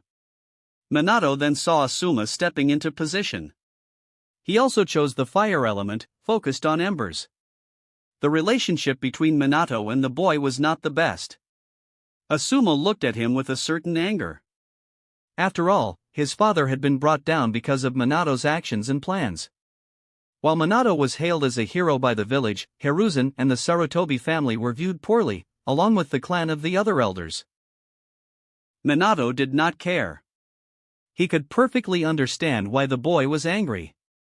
Any child his age would try to find someone to blame, without understanding what truly lay behind all of it. And Minato knew that children in this world might be taught to kill, but they were still far too naive at that age. Asuma launched a perfectly formed fireball of embers and ashes. Unlike Obito, the flame was up to 3 times larger than the one he had released. Very good. Excellent control of the element, Minato praised. The boy did not even smile. Minato knew that Asuma could obtain any jutsu through scrolls in his clan, but he still wanted to test the boy's natural strength. Asuma looked at Minato with a certain coldness before returning to stand near Kurenai, who began whispering something, telling him to be more respectful toward the teacher. At the same time, Minato called the next one. Rin. The girl prepared herself despite being clearly nervous, while Obito shouted for her, making a scene. She formed the hand seals and released a torrent of water. It was not as powerful as Obito's flames, but it was not far behind either. She actually did not have much talent. It was not as if Minato's original class had been absurdly powerful from the beginning. In fact, it had even been average, even with Kakashi standing out. Minato stopped thinking about it. Obito had only awakened his powers later, and even Kamui was not invincible. If someone had enough knowledge of how his eyes worked, they could defeat him much more easily, just as Minato had done in the original timeline. Minato watched each of the students complete their jutsus, giving mental grades to each one. He did not need to write anything down, he memorized everything with ease. Even so, he clapped enthusiastically for every student who tried, regardless of the result. There were 3 students left. 2 Hyuga from the class, from the main house, including a familiar face. Now it was Guy's turn. Minato had taught him a Sara technique from the 6 styles of the Navy, something his father had already trained, but had never directly taught his son, considering it inappropriate to pass it on without asking permission. The boy took the initiative and stepped into the field. Before starting, he stretched a little and positioned his feet on the ground. He needed to take 10 high-speed steps on the ground with momentum, as if it were a teleport. His classmates watched curiously. Some mocked him, saying that Guy had no talent with elements nor even with the 3 basic jutsus. Then he moved. It was not perfect, far from being an ideal Saru. However, the eyes of the other children widened when Guy appeared on the other side, about 10 meters from his starting position. Did he teleport? The children exclaimed. Wait, could it be that he learned the same jutsu the teacher is famous for? Another exclaimed, pointing at Minato. Minato laughed before answering. No. What he did was a high-speed movement technique. Let me show you. Minato placed 1 foot forward and leaned slightly. In the next instant, he disappeared and reappeared about 50 meters away, almost at the fence at the end of the academy's training field. A chorus of exclamations echoed among the students, who looked at him in shock. Minato disappeared again and reappeared exactly where he had been before. That was not a teleportation technique. That specific jutsu is mastered only by me and his father. I invented it and passed it on. Now Guy is also learning it, Minato explained. The students murmured among themselves, looking at Mato Guy with a certain envy.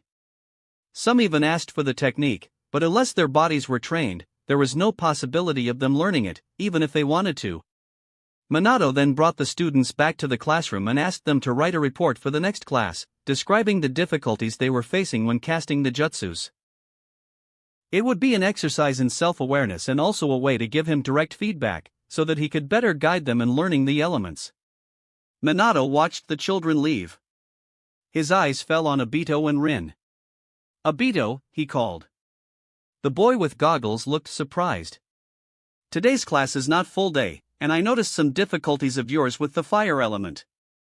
You have potential, but you still need guidance, Minato began. The boy frowned and lowered his head slightly, embarrassed. Rin also seemed worried, remaining by his side. I would like to read your report on the matter, but before that, would you like to accompany me to my house? You as well, Rin. I will help you with the fire element. My wife can help too, and 2 of my wives master the water element. They can give some tips.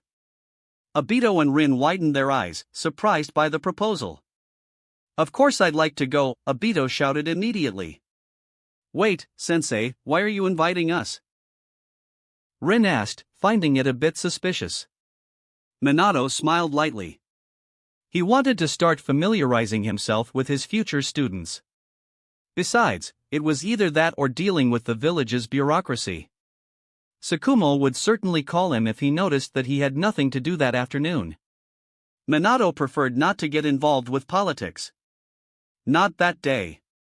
If he could stay as far away from it as possible, he would. Chapter 367, The 2 Children at the Namikaze Residence. Third-person POV.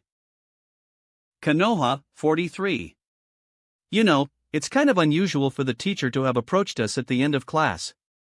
And now we're going to his house, Rin couldn't help but murmur. They were walking toward the house set apart from the center of the village, where the Namikaze property was located, after Minato had simply given them a map of the village, pointing out where his house was, since they had never been there. Hearing Rin's comment, Obito simply shrugged. I don't know. The teacher is very kind to us, why are you surprised? Maybe he sees talent in us, Obito said proudly. But Rin didn't seem convinced. It's still strange. There are people more talented than us in the class, and he has never invited anyone. Why all this attention? She was still suspicious. Anyway, here we are walking all the way to his house. He could have just teleported us there, right? Obito muttered, looking up at the sky as he placed his hands behind his head inside. They had to cross the entire village on foot. Minato had simply said he would see them there, handed them the map, informed them they were invited to lunch, and disappeared using the Hiraishin. Obito, still envious of the teleportation jutsu, couldn't help but glance at his friend, still a little cautious, and broke the silence. Hey, relax. Remember when he first appeared in the classroom? Everyone went into euphoria. The strongest ninja in the world teaching our class. Who could imagine something like that? It's still fun to see the jealous look on the other classes' faces while we have Minato Namikaze as our teacher. Obito began to recall, excited. It was certainly a surprise for everyone when Minato Namikaze appeared in the classroom and said he would replace the sick teacher for the next few weeks, until they completed their training. Minato proved to be a very different teacher from what they were used to. First, he was much more intelligent and understood very well the concepts they usually studied. But he went further, he began to focus on chakra manipulation in all the students. First, redoing the training they had already gone through, with the leaves concentrated on their foreheads. That was the training Minato adopted in the first week. They had never done so much chakra manipulation training before, but Minato insisted on it. Minato had cut all the classes in training with the basic jutsus and even part of the history of Konoha lessons just to make them learn to improve their chakra manipulation. It was a bit tedious, but it was worth it. Minato saw the class growing discouraged with the somewhat repetitive exercise, but he quickly encouraged the children by performing some of his jutsus, such as the Rasengan itself. He manifested the ball of pure chakra, making it grow so large that it overshadowed the daylight coming from the windows and almost touched the classroom ceiling. Everyone would be stunned at the sight of that display of chakra spinning in a sphere several meters in diameter. It left a lasting memory in the minds of those children. Minato said that was a manipulation of chakra he had achieved through his mastery and control of chakra, creating a technique of pure chakra. That had left the entire class euphoric in the next moment, and the training yielded much more. The children kept practicing inside and outside the academy with the leaves. Then came the training with the tree. Minato taught them how to climb vertical surfaces, which resulted in 2 whole weeks of practice, until the entire class had at least some notion of chakra manipulation. Some were unable to complete the task, while others succeeded, but Minato said their chakra flow was already much better. This also became evident when they tried to perform the basic techniques, executing them with far greater excellence. So his next step was to start distributing test papers to discover each person's element. After that, he handed out D-rank jutsu scrolls for free. He asked them to choose a training location to practice, but also to be careful not to get hurt, preferably training in pairs or under the supervision of an adult. During the classes, Minato did not focus only on chakra training. He also revealed some things about the Second Great Ninja War that no one knew, speaking about the battlefields, but in a limited way, so as not to traumatize the children too much. Even so, he made it very clear that war was no joke. He said he had lost important people, that he had seen children die in front of him, and that he would not send anyone incapable to the battlefield. He did not want children in war. That left some frustrated, as they sought glory, fame, and power in a war, even if they might wager their lives, while others silently gave thanks. They did not want to go to such a place in pursuit of that glory, using Minato as a model just because he had made his name in the Second Great Ninja War. They only wanted the chance to live in peace, carrying out their missions here and there. Hey, why are you so cautious? Obito insisted once again. You know that all those kunoichis you keep saying you want to be like along with the other girls must be in that house, right? Don't you keep saying you'd like to be like the Senju princess or like Kushina-sama, Makoto-sama, Obito said, making Rin blush slightly in embarrassment. She couldn't help but think about it and nodded. Wasn't this a chance to see up close the kunoichi she admired so much? Not only because of the battles of the 4 nations against the Uzumakis, but also because they had already made their names in the Second Great Ninja War and fought against the regime of the 2 elders who abused their power in the village. These events caused all of Minato's girls to be recognized.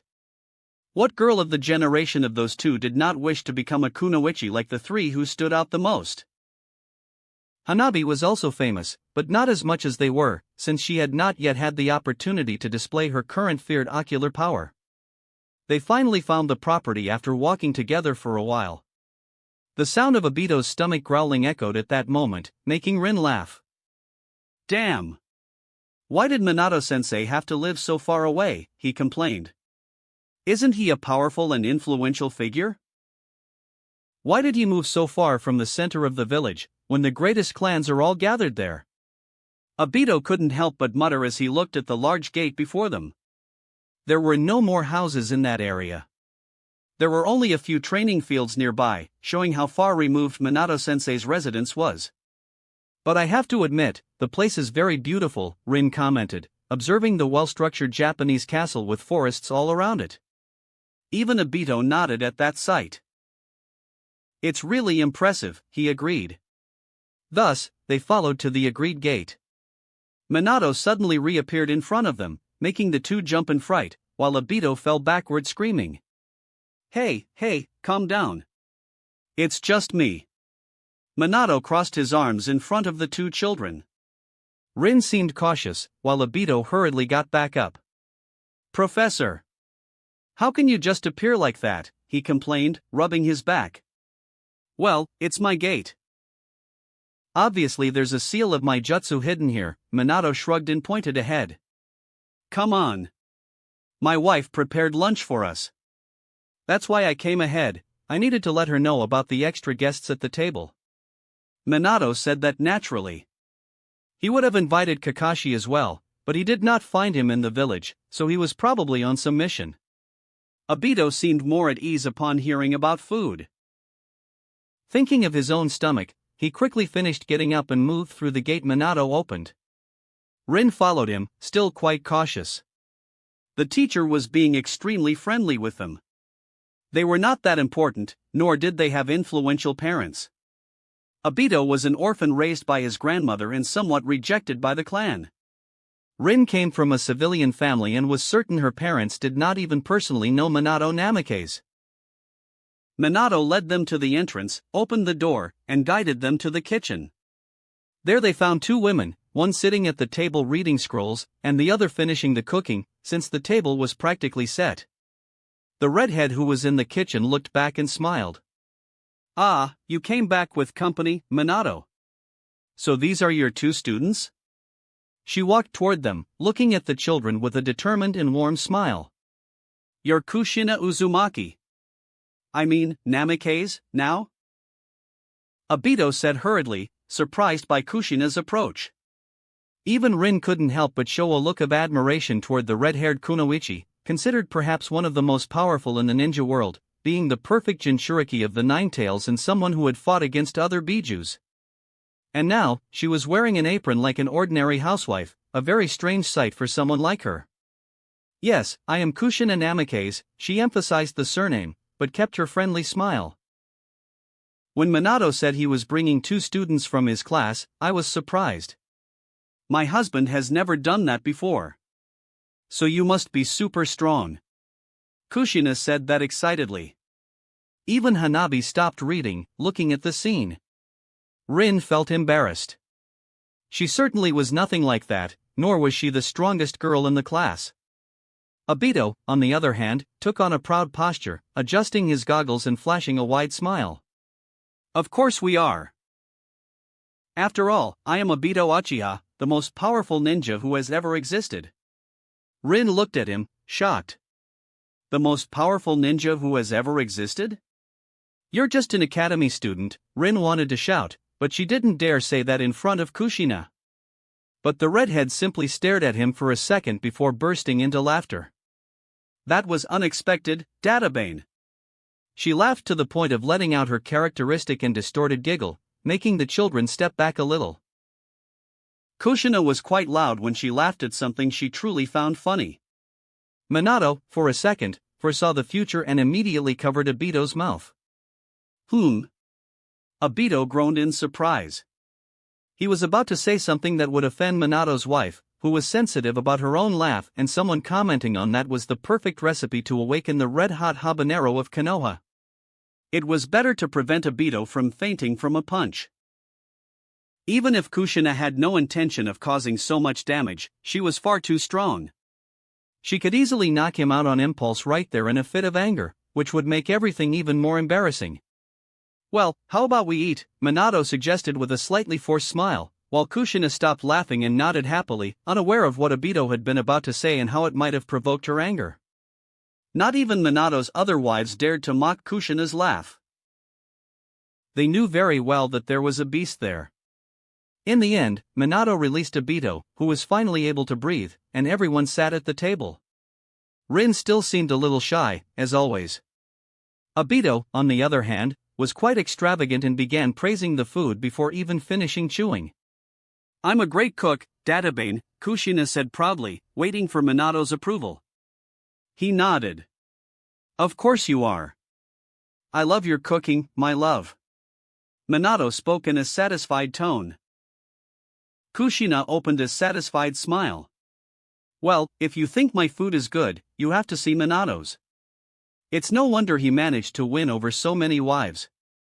He makes food that would make any woman fall in love. I'd say it's at least 10 times, no, 100 times tastier than what you're eating." She said that euphorically. "Really? He's some kind of cook?" Obito muttered, clearly uncomfortable with that information. The image he had idealized of Minato as a fearless ninja seemed to suffer a small crack at the thought of him wearing an apron. Minato noticed this from the boy's expression and, seeing it with his observation haki, felt like giving him a light tap on the head to teach him a bit of etiquette. "So, Kushina-sama, what have you been doing lately?" Rin asked curiously. "I go every morning to the village's defense and sealing sector. I also visit the Uzumaki clan. In the afternoon, I take care of our home," Kushina replied. "And Lady Makoto-sama?" Obito asked as well, curious to meet the most powerful living Uchiha. "I always hear about it when she's at the clan, since everyone comments on it." He murmured with some curiosity.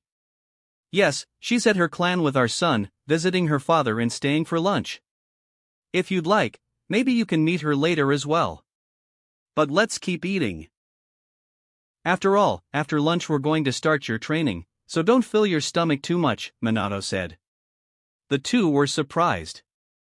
In the end, they finished eating, and Minato led them to the training field within the property itself, a space exclusive to his family. The place was full of roots and the ground completely destroyed. The children couldn't help but feel a chill at the sight. This was the field where Tsuna used to train using Mokuton, hence the chaos. But that wasn't the only place they trained. After all, their training could destroy the village itself with the current strength of each of them. When he truly needed to train with his wives and use the full potential of their powers, he borrowed Kurama's chakra through Kushina and teleported practically to the other side of the world. It was in the same region where Minato used to train with them when they were living on the floating island of Uzushi-Ogakure. A place no one in the ninja world had access to. There, it was isolated and they could test their powers and get used to them without leaving the entire world in panic. Chapter 368: A small sparring match between the elite of the world? Third-person POV. Konoha, 43. Minato did not uncross his arms, looking at the two children in front of him, fallen on the ground. They were exhausted from the training they had just gone through. More specifically, that he had forced them to go through. "Is it over already?" Minato asked. The two children looked at him resentfully. "Minato-sensei, how can you be so harsh?" Rin murmured, feeling her entire body aching.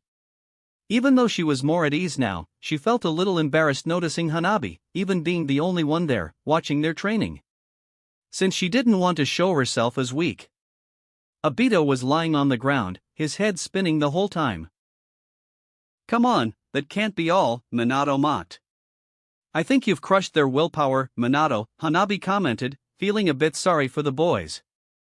Minato merely raised an eyebrow. "I remember us training even more intensely. I remember you helping me create an S-rank jutsu when we were even younger."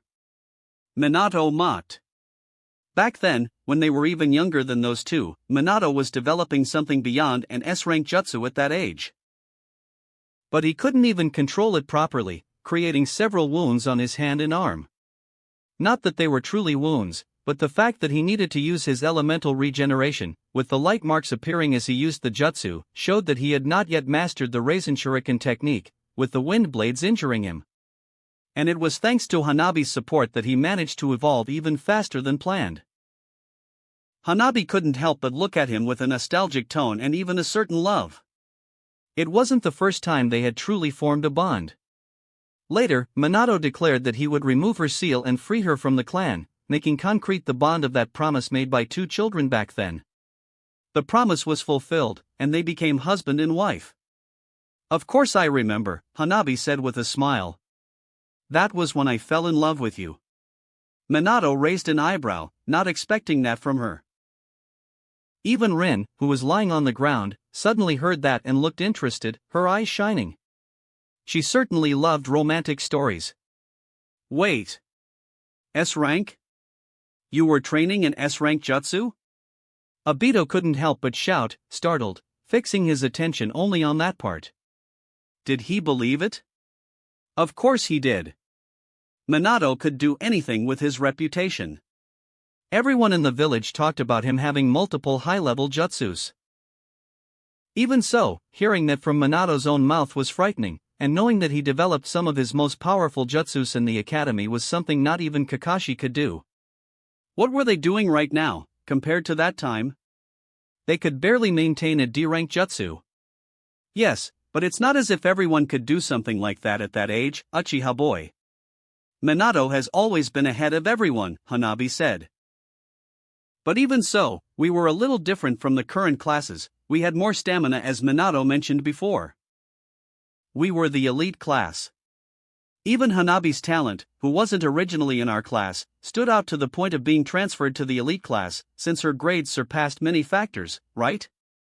Even the village itself acknowledged that. Wait. Obito knelt down, looking fascinated at the two adults. Tell me more about this elite class. There are still rumors about it. All of my wives and I graduated from that class. At 7 years old, we were already practicing chakra training. At 8, we had already studied jutsus to practice. You can see many famous names besides me and my wives around the village. They all graduated from that class, Minato said, beginning to recite the name of each of the ninjas who made their name in the war and after it. Incredible, so all of them come from just one class? Elite class. Rin murmured, with a hint of envy. Kakashi definitely would have entered that class. She mentioned. Upon hearing the rival's name, Obito couldn't help but grumble, but he looked at his sensei. Sensei, so you were incredible from the beginning, weren't you? He asked, as Minato began to laugh. No, it wasn't quite like that. I was average when I arrived, at least in the first month. After that, I started to stand out, Minato recalled.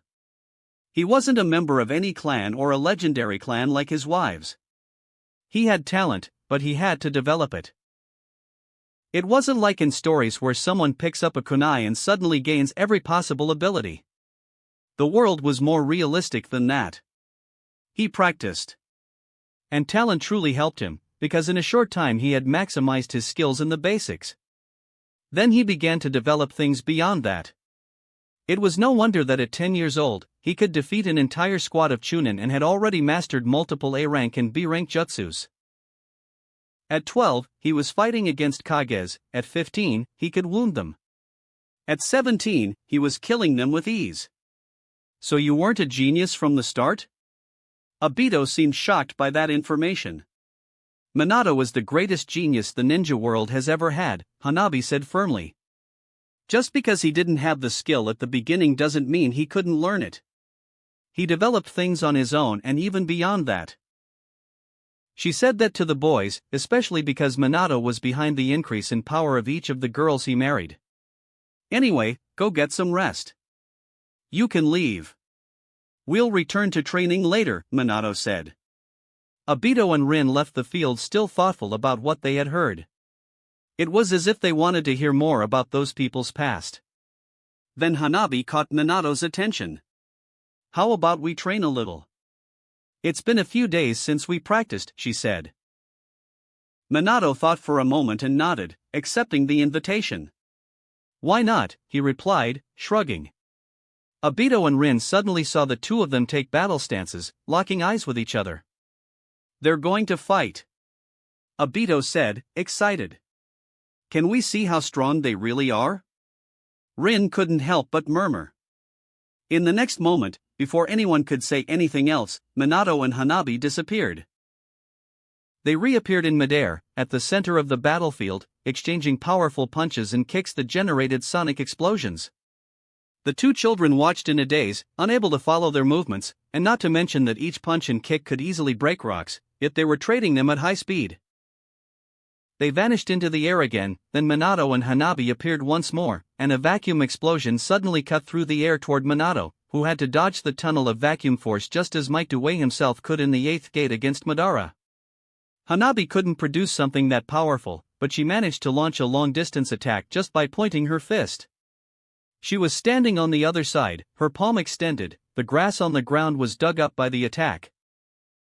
Minato immediately reappeared beside her, ready to throw a punch, while she quickly spun her body and created a massive sphere of chakra. Minato struck using only a blade hand against the Hyuga shield. In the next moment, only the two energies collided. Even though Minato wasn't using anything but his own body, he had physical strength powerful enough to cause damage. The explosion erupted with no winner, as the entire ground shattered. The children themselves, seeing the difference in level, were frightened as they felt pebbles falling around them. Hey, what the hell kind of fight is this?" Obito murmured. Minato reappeared at a distance, beginning to form hand seals. Hanabi moved as well. She made one seal, while Minato completed two, using an element he used the least. "What? Just that many seals?" Obito couldn't help but exclaim. This was a fight between elite shinobi. Mastery of seals, jutsus that didn't even need seals, taijutsu, and physical strength. The fight hadn't even lasted 10 seconds.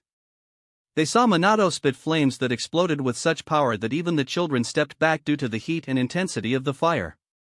The flames advanced, digging into the ground straight toward Hanabi, who created a reinforced stone wall. The fire was stopped by the rocks, which began to heat up under the impact. Minato stayed alert for an instant, but Hanabi emerged from the flames. They were two clones of her, one on each side, advancing toward Minato before blasting the ground and appearing in front of him. The two appeared closer and, using the palm of each clone, they managed to create vacuum blades that shot rapidly forward. There were many ways out of that.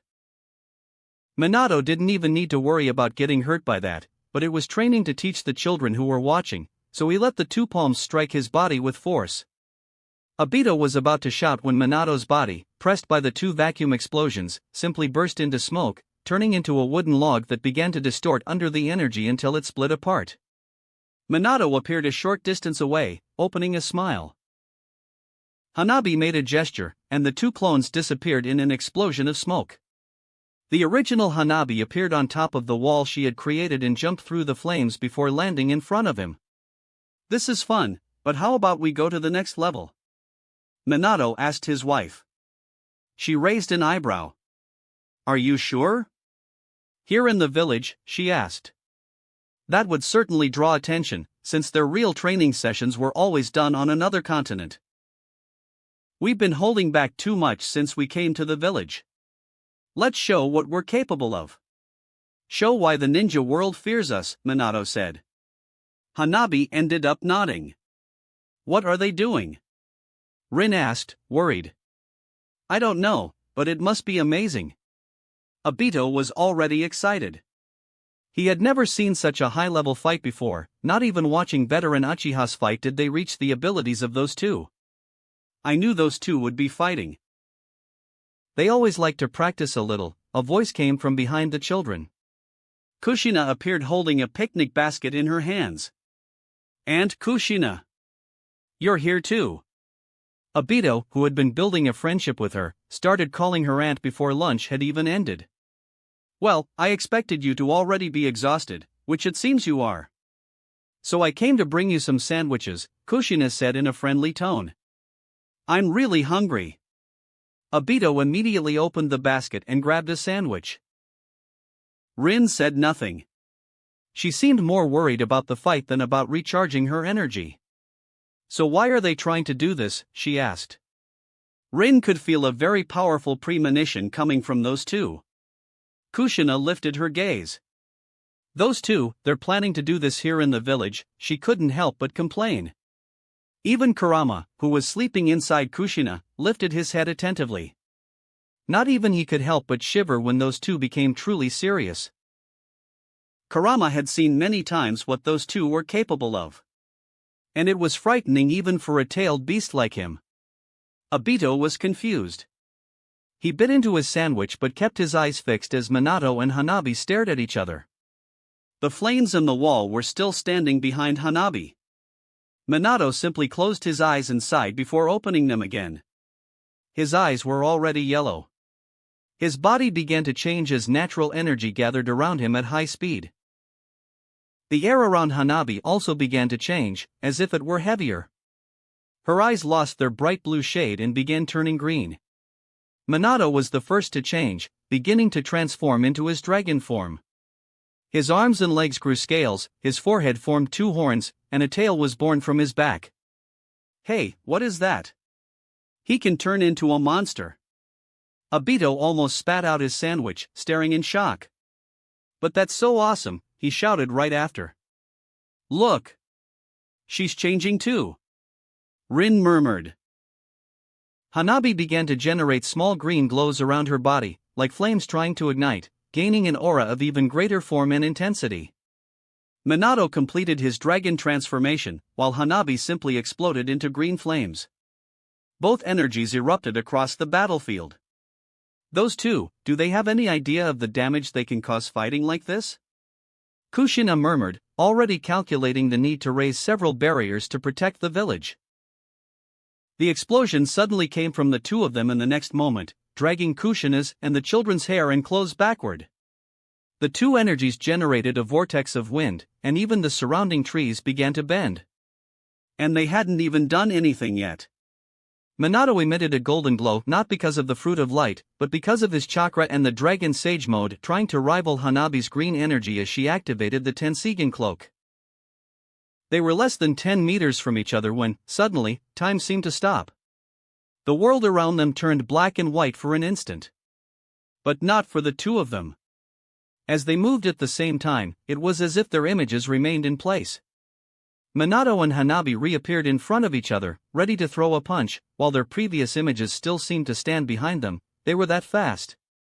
The moment their fists met, the world returned to color. In the next instant, the explosion of both forces simply detonated, devastating every direction with far more power than the previous vortex. For the children watching there, all they saw was an explosion suddenly appear between Minato and Hanabi, without even noticing their movements. In the next moment, the very earth beneath their feet began to rise, exploding in all directions. The flames and walls were undone in the same instant. The children couldn't react in time. They only felt their bodies being thrown backward. Ah! Obito screamed before feeling something grab him. Ah! Rin also let out a frightened scream as both of them were caught by adamantine chains, preventing them from being hurled away. Kushina stood in front of them, her arms crossed, as if she didn't care about the explosion. Even with her hair being violently thrown back, she remained upright. The chains at her back swayed as they kept the children protected behind her. Those two, they're definitely overdoing it, she couldn't help but complain. Chapter 369, The Power of Those Above the Kage Level. Third-person POV. Konoha, 43. In a room inside an official building used by the village, the circular sphere that displayed all chakra within a radius of kilometers, both inside and outside the village, was being monitored in the surveillance and sealing sector. The sphere in the middle of the place was the sensory barrier. Several ninjas worked around the clock with the intention of keeping Konoha always protected. Kushina had been assigned to this sector in recent weeks, starting to learn more about it and wanting to contribute to the village. Mito had brought her a few times while helping with some issues the sector occasionally faced. Minato had said she could be useful there if she wanted to do something, since Kushina wanted to occupy her mind with something and had begun working the morning shift. With the ability to control the chakra of the nine-tailed fox and create thousands of clones, she had already demonstrated that she could create barriers that would require thousands of ninjas in mere moments, as she had done several times during previous crises, both by increasing the number of barriers around the island from 3 to 4, and by creating a space above the island where they could live in the sky. She was perfect for that kind of work. And usually, the sector tended to be quite calm. There were 4 ninjas remaining seated around the sensory barrier, wearing helmets with Fuinjutsu seals, searching for any abnormal activity, even in times of peace. And even though there had never been any major incident in all these years, vigilance was maintained 100% of the time. And, at that moment, a disturbance made the entire blue circular sphere ripple, immediately causing the whole sector to stare in shock. There is a disturbance. 2 powerful chakras are inside the village, exclaimed a sensory ninja, alerting the entire sector. Even the Ambu, who stayed there for any emergency, immediately appeared upon seeing a possible crisis. Report, explain what this is, he demanded, and the Yamanaka ninja wearing the helmet began to describe what he felt. There are 2 extremely powerful chakras inside the village. They are as dense as bijus, exclaimed the ninja. Could it be Kushina-sama? Another member of the sector asked, somewhat frightened. No. That chakra does not belong to the 9 tails. That chakra has never been sensed before. Wait, there is more. It is inside the Namikaze residence, the man exclaimed, as everyone looked at one another. Could it be Lord Minato? The chakra signature resembles his, but it is much more powerful than before. This must be Sage Mode. That intense energy can only be that. I never imagined it would be so powerful, stated the ninja responsible for supervision. The other one I do not recognize, but it is equally dangerous. It has density comparable to a bijou, perhaps more.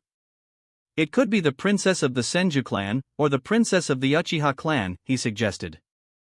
Before they could continue, the intensity increased even more. Suddenly, the entire village felt those chakras. The sensory ninjas throughout the village, especially, widened their eyes, and even those without sensory abilities turned their faces toward the origin of the energy, feeling a shiver run down their spines. What powerful chakras! The Ambu running through the village stopped and murmured, feeling a chill. Those chakras were at a level they had never witnessed before. Tsukumo was in his office when he also felt the energy. He immediately turned his face toward one corner of the village, his eyes stunned, while the ANBU serving as his guard descended from the ceiling, observing from a distance, already taking combat positions. This is Minato, Tsukumo understood immediately. Even though he had never witnessed Minato's second Sannin mode, he knew how extremely powerful it was. It was easy to deduce. All the ninjas in the village felt that energy. Hiruzen was in the Saratobi clan compound, remaining isolated from the village, and everything seemed ordinary as he quietly enjoyed writing diagrams as a hobby, but his eyes widened as he slowly turned his neck toward a specific point, even though there were only walls in front of him, as if he could see beyond them. Jiraiya was about to begin his research when, suddenly, he stopped. His eyes widened. He understood very well what that meant, because he had already witnessed Minato's transformation into his new Dragon Sage mode when he tried to satisfy his curiosity at Mount Mayaboku. Who is the other one fighting against him? It must be that Hyuga girl, Jiraiya deduced. Minato's opponent's chakra could only be hers. And he was surprised by her power, since he had never seen her Tenseigen cloak transformation. Those who were already familiar with that level of power, Minato's other wives, could not help but snort. In the Senju clan. What is this? Tsunade exclaimed. Suna also turned her attention toward her own house. She was having tea with her mother and her daughter beside her at that moment when she felt the crushing pressure. It's Minato and Hanabi. They must be training, but I wonder why they're using so much power here in the village. Suna commented, not failing to snort. Her mother made a face at the simplicity with which her daughter spoke. She herself had goosebumps from the level of that chakra, but Suna did not seem that impressed, not because she was used to it, but as if it were nothing extraordinary. In the Uchiha clan, Mikoto's father frowned when he felt the pressure. She only watched him react, but did not move, continuing to take care of little Itachi, who was restless at that moment. Mikoto, her father called, tense. It's Minato and Hanabi. Don't worry about it. I just hope they don't devastate our house, she replied, shrugging. In the Uzumaki village. Even the Uzumaki who were outside the village lifted their gaze at that moment. Being sensitive, they could clearly feel the power of those chakras. Even so, they were not surprised. They had already witnessed Minato and Hanabi fighting in the middle of the sky, while their island was still floating. They seem excited, but isn't it dangerous to use that power here? Mu, the clan elder, murmured, looking out the window toward Konoha. Some of the younger Uzumakis had difficulty breathing. The presence of that chakra was overwhelming, and because they had greater sensitivity than ordinary ninjas, they felt the pressure with much greater intensity. Then it happened. In one corner of the village, an explosion spread through the air. Yellow and green chakra energies collided for a brief instant before disappearing, leaving behind a massive cloud of smoke. Ea. Obito screamed in the middle of the chaos, as Kushina's chain swayed violently, yet still kept him and Rin secure from being blown away. Kushina created a fox chakra barrier so they would not be affected as well. I'm sure they're going to draw the attention of the entire village. Kushina murmured, somewhat dissatisfied, her arms crossed. She was in the middle of the chaos within the barrier she had created for the two children, but she did not seem affected at all. Suddenly, a small impact occurred at the center of the field, and Minato and Hanabi shot into the sky like a bolt of yellow light and another of green light. Seeing that, Kushina released a bit of her chakra in a wave of force, dispersing all the dust in the next instant. When the view became clear, all that could be seen was a massive crater in the ground. Obito and Rin were finally set down on the ground by Kushina's adamantine chains. They looked around, stunned. Where are they? Obito asked, while Rin seemed somewhat traumatized. Is this how shinobi really fight? She murmured, incredulous. It was far beyond what she had imagined a jonin could do. Obito did not even have time to hear Kushina's response when a blast of wind came from above, causing the surrounding forest to sway violently. Obito immediately lifted his gaze. There. He could not see anything. They're above the clouds, Kushina answered for him, watching attentively. At least they won't fight inside the village. That's already a relief. What? They're flying? Obito stammered. Yes. Minato is already known for being one of the rare ninjas who know how to fly, so don't be so surprised, Kushina replied, even though Hanabi was still a secret. Meanwhile, above the clouds in Konoha's sky, explosions appeared at high speed. It was only possible to see the clouds being crushed in various places, as two glows, one golden and one green, advanced toward each other. To most, they looked like mere flashes in the sky. But for those capable of keeping up, it was possible to see them exchanging punches as they moved through the air, each impact generating waves of wind that spread for miles. The fight continued for some time in the skies. Minato and Hanabi were already out of the village's direct range, moving farther away while the explosions still echoed from above, not only at a distance from Konoha, but even nearby towns could feel them. It was a battle of brute strength, without excessive use of jutsus or more complex energy techniques. Hanabi was incredibly fast, and her physical strength, amplified by the power of the Tensigen, reached absurd levels. However, Minato met her head-on, supported by his extremely powerful physical base and the Dragon Sage mode. Even without resorting to large-scale destructive techniques, each exchange of blows seemed capable of splitting mountains. Even so, he did not use his most powerful elements, and Hanabi began to pressure him into doing so. Minato started dodging her attacks, disappearing in flashes of light when she tried to strike him, reappearing miles away the next instant. Then, Minato crossed his arms, which began to glow. Yasakani no Magatama. In the next moment, he fired a rain of light directly at Hanabi.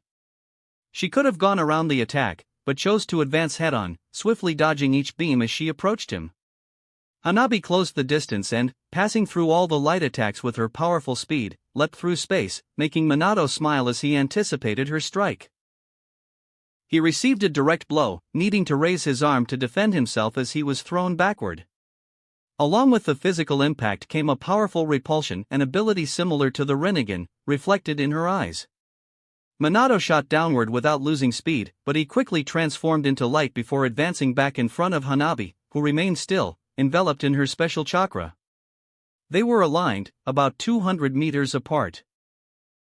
She moved her hand, and quickly the chakra began to take shape around her. A massive bow emerged, molded from the energy itself, while an arrow of the same essence formed in her other hand. Hanabi drew the string and aimed at Minato, concentrating monstrous force into that shot. It was, at the very least, an SSS-rank jutsu. Far more powerful than a Raisin Shuriken. It reached the level of a Bijou Dama. It could obliterate a mountain ridge on its own with each shot. This was the full power of Hanabi Hyuga. Minato did not waver. He smiled. He had many tricks to deal with that, but decided to honor his wife's desire for battle. Quickly, he touched the ceiling tattoo on his wrist, summoning his sword, which appeared in the midst of an explosion of smoke. He spun it sideways. The blade began to glow, the light rising from the hilt to the tip, transforming into an intense black at its core, with a layer of haki enveloping it. He used the power of the light fruit combined with his own chakra and armament haki. Minato watched Hanabi staring at him, preparing to attack, and Minato did the same. The two energies shone on opposite sides for a few seconds. Then the first move was made. Hanabi released the arrow, which advanced at high speed toward Minato with a green trail. On the other side, Minato swung his sword in an upward slash as it shone even brighter, unleashing a cut that advanced just as fast as Hanabi's arrow.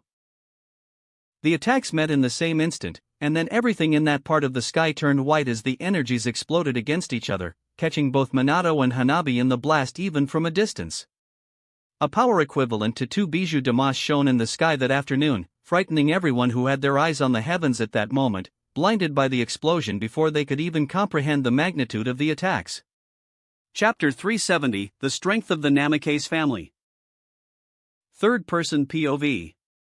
Konoha, 43. Minato left the bathroom after using the shower with a towel over his shoulders, rubbing his wet hair. He wore casual clothes as he entered the kitchen to see how things were going. There was Hanabi, sitting with one eye closed in concentration on a chair, as if she were meditating. Kushina was preparing dinner. Makoto was helping her, while Itachi was in a stroller. Suna was also there, holding her daughter in her arms and playing with her. There were 2 more children at a corner of the table, a little nervous. "Are you going to stay for dinner?" Minato asked naturally. The children looked at each other, not knowing what to say. Since they saw the fight between Minato and Hanabi, which did not last long, after the blows exchanged to the point of creating a mass of destruction in the sky, they returned to the Namikaze residence. The 2 children were quite nervous. The confrontation had frightened them greatly, especially when the explosion in the sky could be seen by a large part of the Land of Fire, and all of that being just a simple exchange of blows between the 2. Obviously, they had exaggerated and decided not to continue, returning home while Tsukumo led several ANBU squads to check what was happening around the Namikaze property, while Tsukumo went to Kushina. Minato still remembered the grimace they made when he arrived and simply said they were doing a training demonstration. After that, he had to attend a meeting to explain the situation. The village was quite disturbed upon discovering that each of them possessed abilities capable of releasing energies as destructive as a Bijou Dama. That was frightening to everyone. Even knowing that Minato was far beyond the common level, no one expected him to have as much destructive power as an entire Bijou, in human form, much less that Hanabi had demonstrated even more power than in the battle against the Nation of Stone on the west side of Uzushi-Obikure, where she had acted from the beginning against Oanoki's forces, or even that she had demonstrated such power at any other previous moment. Minato let Tsukumo handle the situation with the village, especially considering that spies could be watching Konoha and would now know what his family was capable of.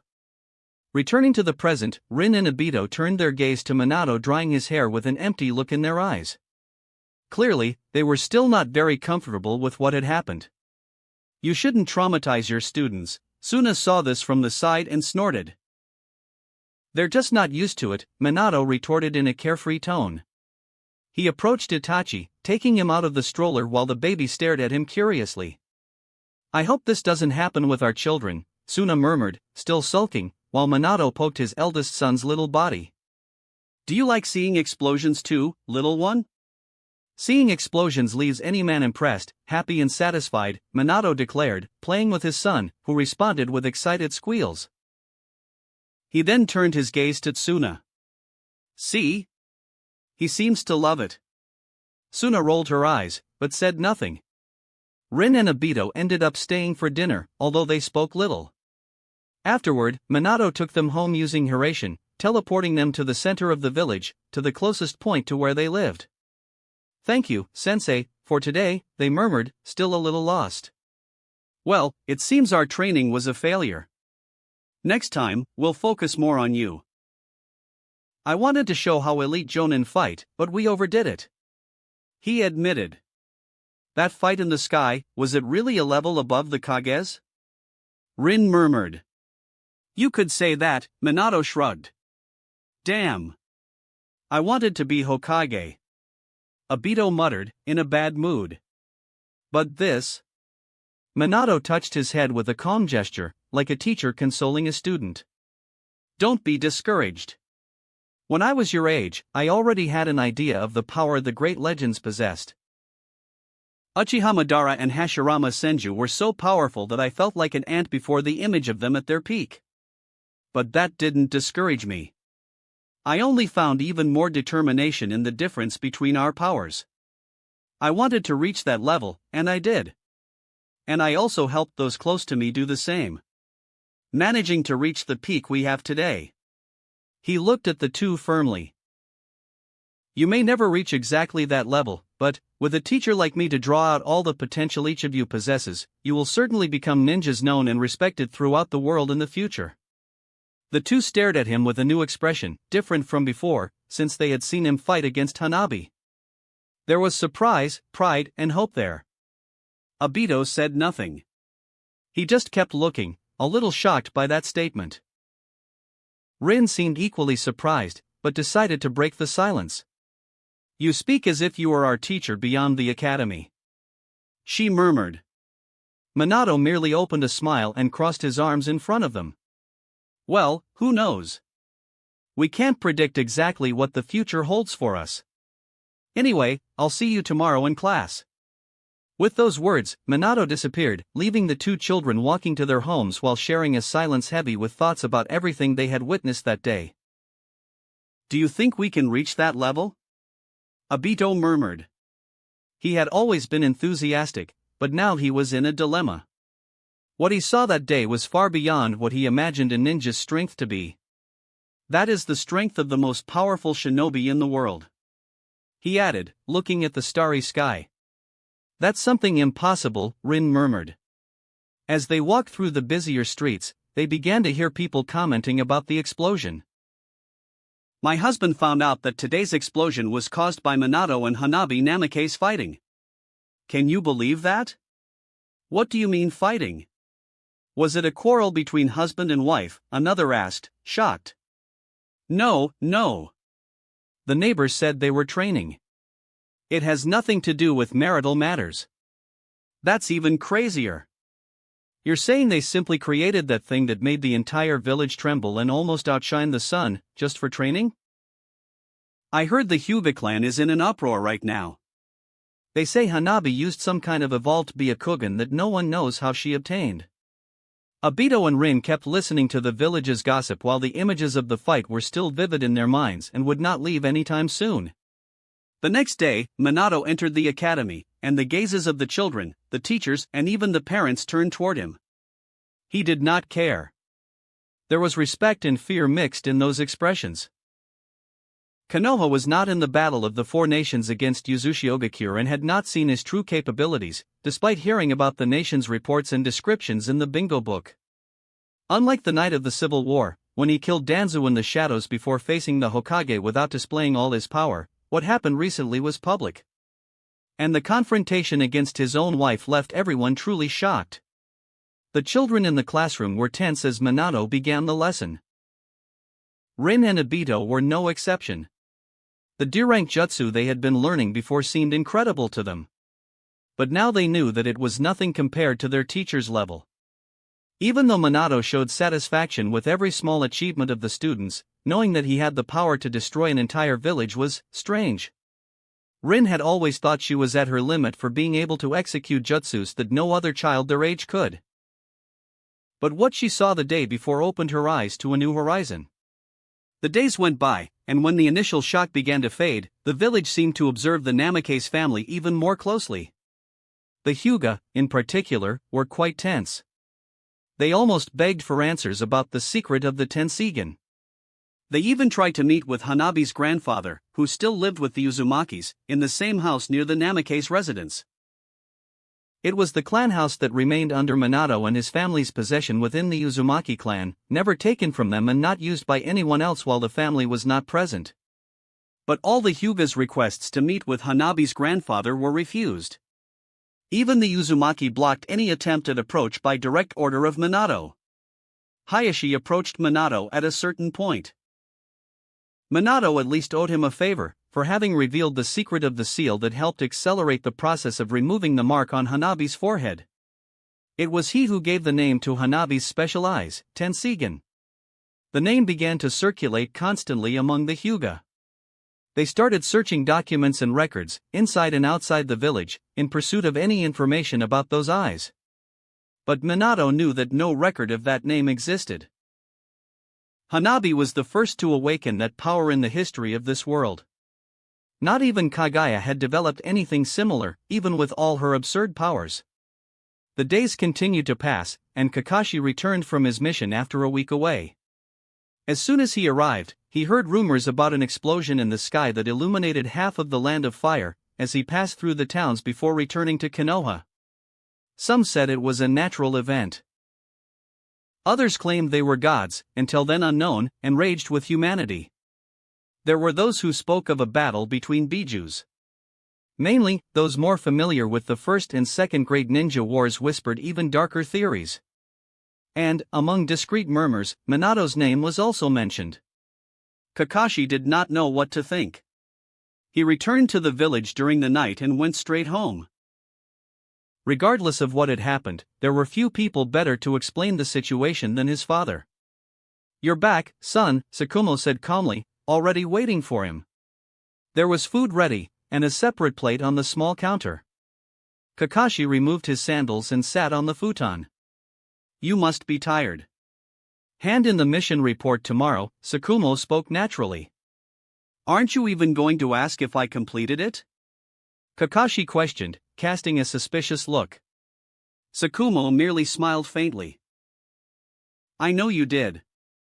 Kakashi remained silent for a moment. "So, have there been some things happening in Konoha?" he murmured. "I imagine you're talking about the explosion. You seem very calm about it, father. What happened?" Kakashi asked carefully. "Minato seems to have overdone it while demonstrating some abilities during training with one of his wives. Can you believe he managed to replicate a power as destructive as a Bijudama using Kenjutsu skills that I taught him a few years ago?" Tsukumo said. Kakashi's eyes widened in surprise. Tsukumo continued. "I know that boy surpassed me in the art of the sword a long time ago. He can unleash explosions that even I recognize I will never be able to reproduce." Tsukumo knew that Minato possessed S-rank jutsus and explosive abilities related to light. But the explosion that illuminated the sky was something beyond what he had imagined. It was a power that exceeded expectations. Minato seemed like a bijou in human form, creating explosions with simple sword slashes. If we were already surprised to see him kill 2 Kage and defeat thousands of ninjas at the same time in the battle in Uzushi, according to witness reports, we were, in the end, mistaken if we thought that was his peak. In just a year and a half, he has grown even more powerful," Sakumo commented. But there was no envy in his voice. He was not like the old elders. He knew very well how despicable jealous behavior and the attempt to preserve political power above all else were. Sakumo had been a victim of that. He himself had not even officially assumed the position of Hokage, acting only as a temporary leader until the most suitable person took the hat. Sakumo believed that, unlike the suffocating surveillance and restraint promoted by the elders, the village would prosper by encouraging and giving people the freedom to become stronger. That was how great geniuses emerged and flourished. As Konoha grew, that was how it should be. Minato himself had already given his opinion about it. "Is Lord Minato still an academy teacher?" Kakashi asked. He could not imagine someone of Minato's level teaching children whom he considered untalented compared to himself. "Yes. In fact, graduation will take place soon, and you will enter a team," Sakumo replied. Kakashi seemed surprised by that. "Besides, I want you to go to the Namikaze residence tomorrow afternoon. He asked me for you to go there when you arrived in the village." "And you already know where his house is," Sakumo added. Kakashi said nothing, only nodded. How could he forget where Minato's house was? It was there that he received the Chidori Jutsu, developed by him. And it was also there that he took a punch from Minato when Kakashi disrespected his own father back then, due to the village's criticism. Minato had always been a mystery. Kakashi, by nature more reserved, asked no further questions. He simply went to sleep, planning to hand in the report in the morning and discover, in the afternoon, what Minato wanted with him. That wraps up this part of What If Transmigrated as Minato Namikaze. Thanks so much for listening. As always, new parts drop every 4 days, so be sure to stay tuned. Quick reminder. The series What If Fusion Deck User in a different Yu-Gi-Oh! GX will be going on hold soon, since we're nearly at the end of the story. So now, I need your help picking the next project for the channel. I'm currently deciding between these 3 fanfics. What if creating the strongest Straw Hat crew by reading manga? What if Transmigrated and taking over Ichigo's body? What if martial artist reborn is Kenichi Shirahama? Please vote in the poll and let me know which story you'd like to see next. I'll take the top pick and start working on that series next. Also check out my Patreon channel for early releases of all the series, where you can find all the series released one day ahead of YouTube. If you enjoyed the video, don't forget to like, subscribe, share it with your friends, and please consider supporting the original author as well. See you in the next one.